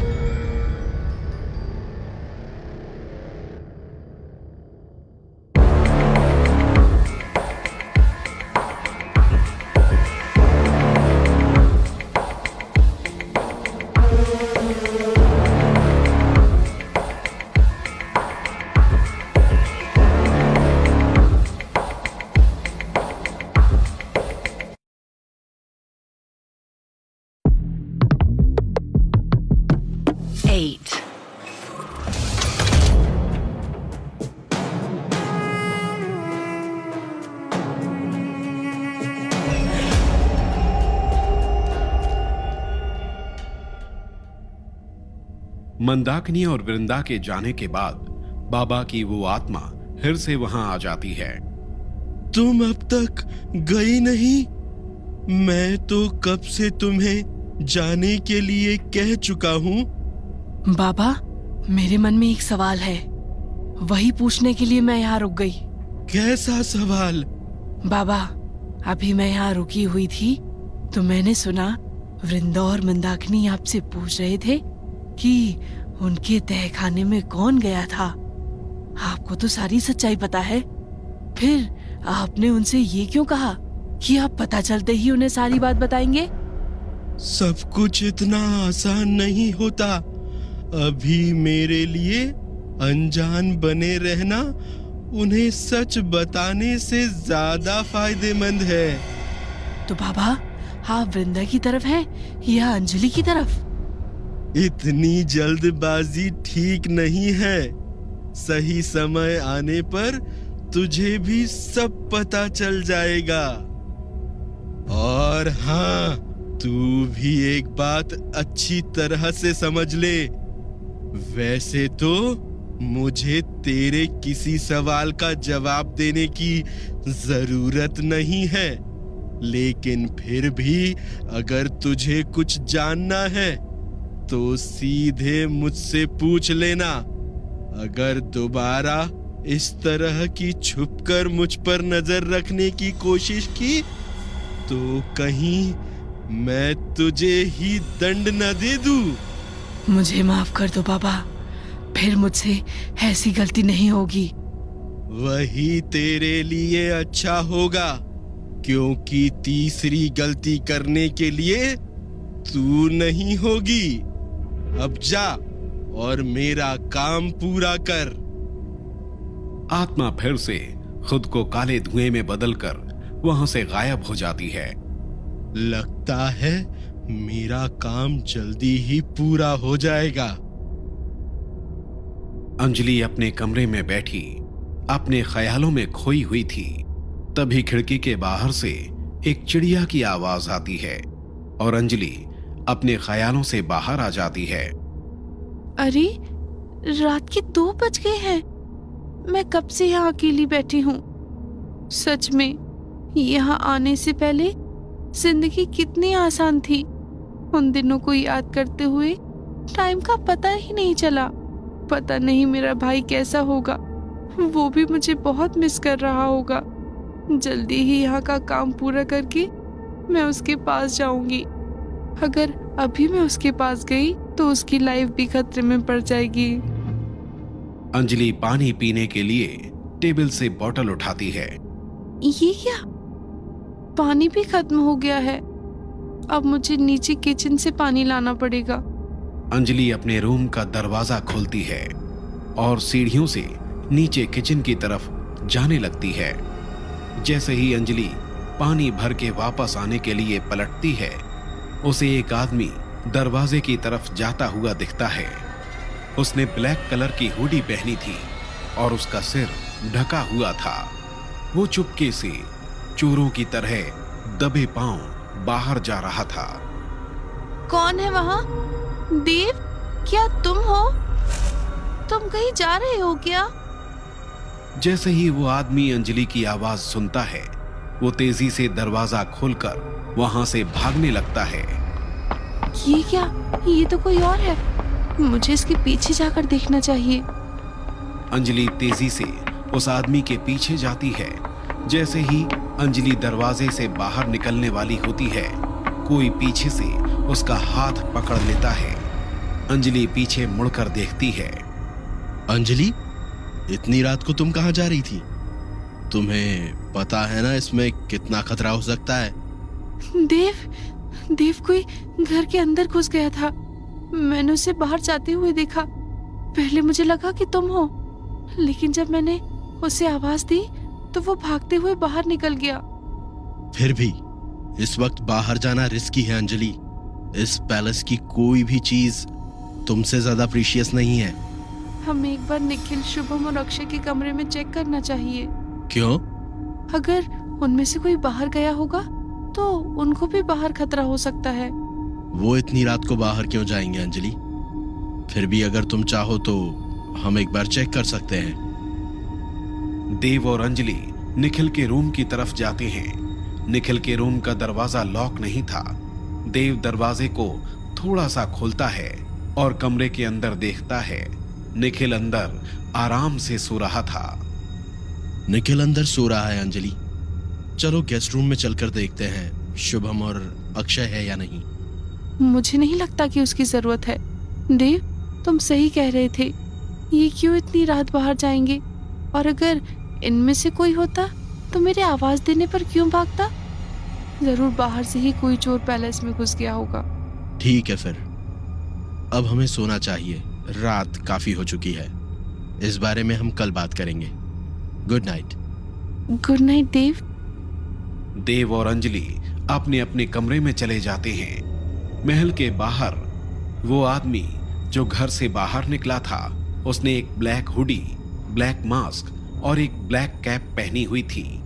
अंधेरी रात थी और रात के अंधेरे में वो पूरी तरह मिल चुका था। वो महल के पीछे आ जाता है और एक पिलर के पास खड़ा होकर अपना मास्क उतारता है। आज तो बड़ी मुश्किल से बचा। अच्छा हुआ वो लोग मुझे ढूंढने बाहर नहीं आए, नहीं तो ठीक नहीं होता। तभी एक हाथ उसके कंधे पर आता है और पीछे से आवाज आती है, शुभम। पीछे अक्षय खड़ा था। शुभम, तू इतनी रात को यहाँ क्या कर रहा है? वो भी मास्क और कैप पहनकर? अभी तो इतनी ठंड भी नहीं है। और तूने ये ब्लैक हुडी क्यों पहन रखी है? तू कहीं जा रहा था क्या? नहीं, कहीं भी तो नहीं। वो बस मुझे अंदर नींद नहीं आ रही थी, इसलिए बाहर आ गया थोड़ी ताजी हवा खाने। अच्छा, तो तू हवा खाने आया है, वो भी मास्क पहनकर? सच सच बता शुभम, मैंने अभी सुना अंजलि ने तुझे आवाज दी और तू भागकर बाहर आ गया। तू आखिर जा कहाँ रहा था? मैं कहीं नहीं जा रहा था, मेरा विश्वास कर। ठीक है, फिर मैं देव और अंजलि को बता देता हूँ, तू उन्हीं को बता देना। वैसे तू इतनी रात पैलेस के बाहर क्या कर रहा था? मुझे नींद नहीं आ रही थी, इसीलिए बाहर स्मोक करने आ गया। अंदर करता तो तुझे प्रॉब्लम होती। मुझे लगा था तू सो गया है, लेकिन शायद मैं गलत था। अक्षय, मेरी बात समझ यार, मुझे अभी कहीं जाना है, ये बहुत ज़रूरी है, मेरी मजबूरी है, इसीलिए मैं अभी तुझे बता नहीं सकता। मुझे पहले से ही तुझ पर शक था। सच सच बता शुभम, तू यहाँ कोई एनिवर्सरी सेलिब्रेट करने के लिए नहीं आया था, है ना? एनिवर्सरी सेलिब्रेट करने के लिए कौन ऐसी घोस्ट डिटेक्शन डिवाइस लेकर आता है? कुछ तो ऐसा है जो तूने हम सबसे छुपाया है। भाई, मुझ पर भरोसा रख, मैं वादा करता हूँ जल्दी ही तुझे पूरी बात बता दूंगा। लेकिन मेरी बात समझ, प्लीज आज मुझे जाने दे। मेरा जाना बहुत जरूरी है। मैं थोड़ी देर में वापस आ जाऊंगा। ठीक है, जा तुझे जहां जाना है, लेकिन अपना ख्याल रखना। इस जगह के बारे में तुझे पता ही है। शुभम बिना कोई आवाज किए दबे पांव पैलेस के मेन गेट से बाहर चला जाता है। अक्षय भी अंदर अपने रूम में चला जाता है और सो जाता है। अगली सुबह अक्षय जल्दी से उठ जाता है और शुभम का इंतजार करने लगता है। काफी टाइम बीत जाता है, लेकिन शुभम नहीं आता। ये शुभम अब तक क्यों नहीं आया? कहीं वो किसी मुसीबत में तो नहीं पड़ गया है? ब्रेकफास्ट का टाइम भी होने वाला है। अगर शुभम ब्रेकफास्ट में नहीं आया तो अंजलि और देव को पता चल जाएगा कि वो घर में नहीं है और वो समझ जाएंगे कि कल रात वो आदमी और कोई नहीं शुभम था। अक्षय, तुम क्या कर रहे हो? चलो नीचे चलते हैं, ब्रेकफास्ट रेडी है। हाँ तुम चलो, मैं थोड़ी देर में आता हूँ। अब चलो भी, देव, अंजलि और शुभम हमारा वेट कर रहे हैं। क्या शुभम नीचे हमारा वेट कर रहा है? और क्या, तुम क्या सबको अपनी तरह लेट लतीफ समझते हो? चलो हम भी चलते हैं। अक्षय और शिल्पा ब्रेकफास्ट के लिए डाइनिंग हॉल की तरफ बढ़ते हैं। आओ अक्षय, बैठो। आज रेडी होने में काफी देर लगा दी? हाँ, आज थोड़ी देर से उठा। शुभम के कपड़े बदले हुए थे और वो पूरी तरह फ्रेश लग रहा था। अक्षय शुभम को देखते हुए अपने मन में ये कैसे हो सकता है? शुभम फ्रेश लग रहा है, जैसे अभी नहा कर आया हो, और इसके कपड़े भी चेंज्ड हैं। लेकिन शुभम तो आज रूम आया ही नहीं था। क्या सोच रहे हो अक्षय? अब बैठो भी, बहुत जोर की भूख लग रही है और अंजलि को भी तुम्हें कल रात का इंसिडेंट बताना है। इंसिडेंट? कैसा इंसिडेंट अंजलि? अरे कल रात जब मैं नीचे बोतल में पानी लेने आई थी, तब मैंने किसी आदमी को दरवाजे से बाहर जाते हुए देखा। शायद कोई चोर घुस आया था। तो तुमने उसे पकड़ा क्यों नहीं? मैं उसके पीछे जा ही रही थी कि देव ने मुझे रोक लिया। बिल्कुल सही किया। रात को पैलेस से बाहर जाने में बहुत खतरा हो सकता है। गाइस, एकादशी कल रात ही है ना? शिल्पा के इस सवाल से वो चारों शॉक्ड हो जाते हैं और हैरानी से उसे देखने लगते हैं।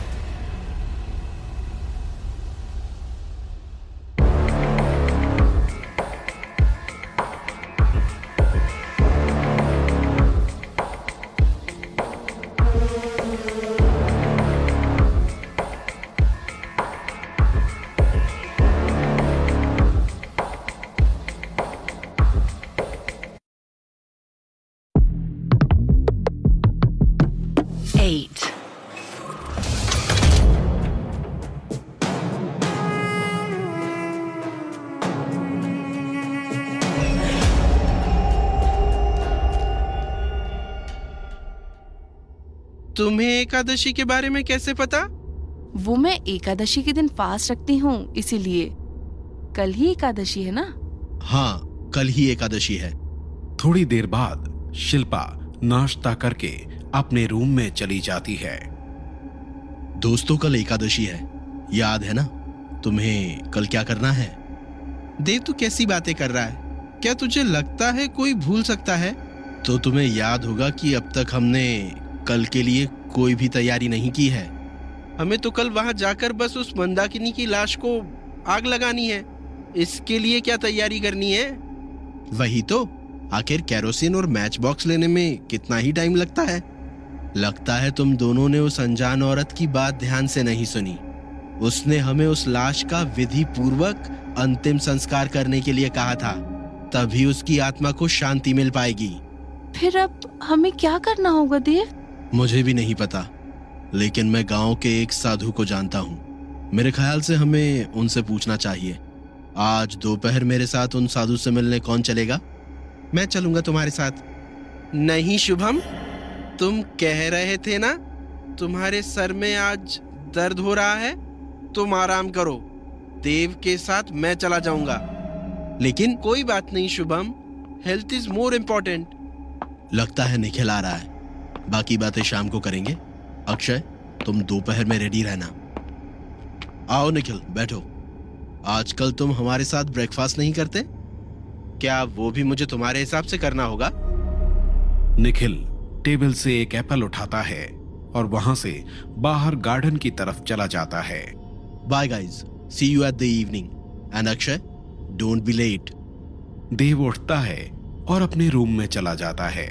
उसके बाद बाकी लोग भी वहां से चले जाते हैं। ये लोग जरूर फिर से कोई खिचड़ी पका रहे हैं। देव कहीं जाने की बात कर रहा था। मुझे पता लगाना ही होगा कि अब ये लोग क्या करने वाले हैं। दोपहर के 1 बजे देव गार्डन में खड़ा था। चलो देव, मैं रेडी हूं। ठीक है, कार में बैठो। देव और अक्षय दोनों कार में बैठ जाते हैं और देव कार पैलेस के मेन गेट से बाहर ले जाता है। देव, हमें पैलेस से निकले हुए 1 घंटा हो चुका है। जिस साधु की तू बात कर रहा था वो कितनी दूर रहता है? बस थोड़ी देर और, हम बस पहुंचने ही वाले हैं। 2 मिनट बाद देव एक छोटी सी कुटिया के बाहर कार रोक देता है। क्या हुआ देव, गाड़ी यहाँ क्यों रोक दी? वो साधु यहीं रहते हैं। क्या? इस छोटी सी झोपड़ी में? हमें किसी बड़े पंडित या साधु के पास जाना चाहिए देव। हम कोई छोटा मोटा काम करने नहीं जा रहे हैं। अगर कोई छोटी सी भी गलती हुई तो तुम्हें पता है हमारी जान भी जा सकती है। अक्षय, तुम इनके बारे में नहीं जानते। ये कोई साधारण आदमी नहीं है, ना ही ये कोई दिखावा करते हैं। तुम बस अंदर अपना मुंह बंद रखना। हमें उनसे बहुत सोच समझ कर बात करनी होगी। देव और अक्षय उस कुटिया के अंदर जाते हैं। वहां एक 100 साल के आदमी अपनी आंखें बंद करके ध्यान में बैठे हुए थे। अंदर जाकर देव अक्षय को चुप रहने का इशारा करता है और दोनों वहीं बैठ जाते हैं। थोड़ी देर बाद वो साधु अपनी आंखें खोलते हैं। प्रणाम गुरुजी। बताओ बेटा, बताओ, क्या है जो तुम्हें यहाँ ले आया? गुरुजी, हम बहुत बड़ी परेशानी में हैं। हम आपसे उसी का समाधान पूछने यहाँ आए हैं। बताओ बेटा, कैसी परेशानी है? गुरुजी, एक आत्मा है जो हमारे घर में भटक रही है और हमारी जान के पीछे पड़ी है। हमें उसकी लाश जंगल के बीच मिली। एक अनजान औरत ने हमसे उसका विधि पूर्वक अंतिम संस्कार करने को कहा है। इससे उसकी आत्मा को मुक्ति मिल जाएगी। अब आप ही आगे का रास्ता बताएं गुरुजी। तुम्हारा नाम क्या है बेटा? देव। देव, अगर तुम चाहो तो मुझे सारी बात बता सकते हो। इससे मुझे समझने में आसानी होगी। अन्यथा मैं तुम्हें जो समाधान बताऊंगा, हो सकता है उसमें कोई कमी रह जाए। देव उन साधु को सारी बात बताता है। देव की बात सुनकर वो काफी गंभीर हो जाते हैं। देव, तुम और तुम्हारे साथी बहुत बड़े संकट में फंसे हो। तुम्हारे सामने इससे निकलने का रास्ता तो है, लेकिन ये इतना आसान नहीं होगा। आप ही कोई रास्ता दिखाएं गुरुजी।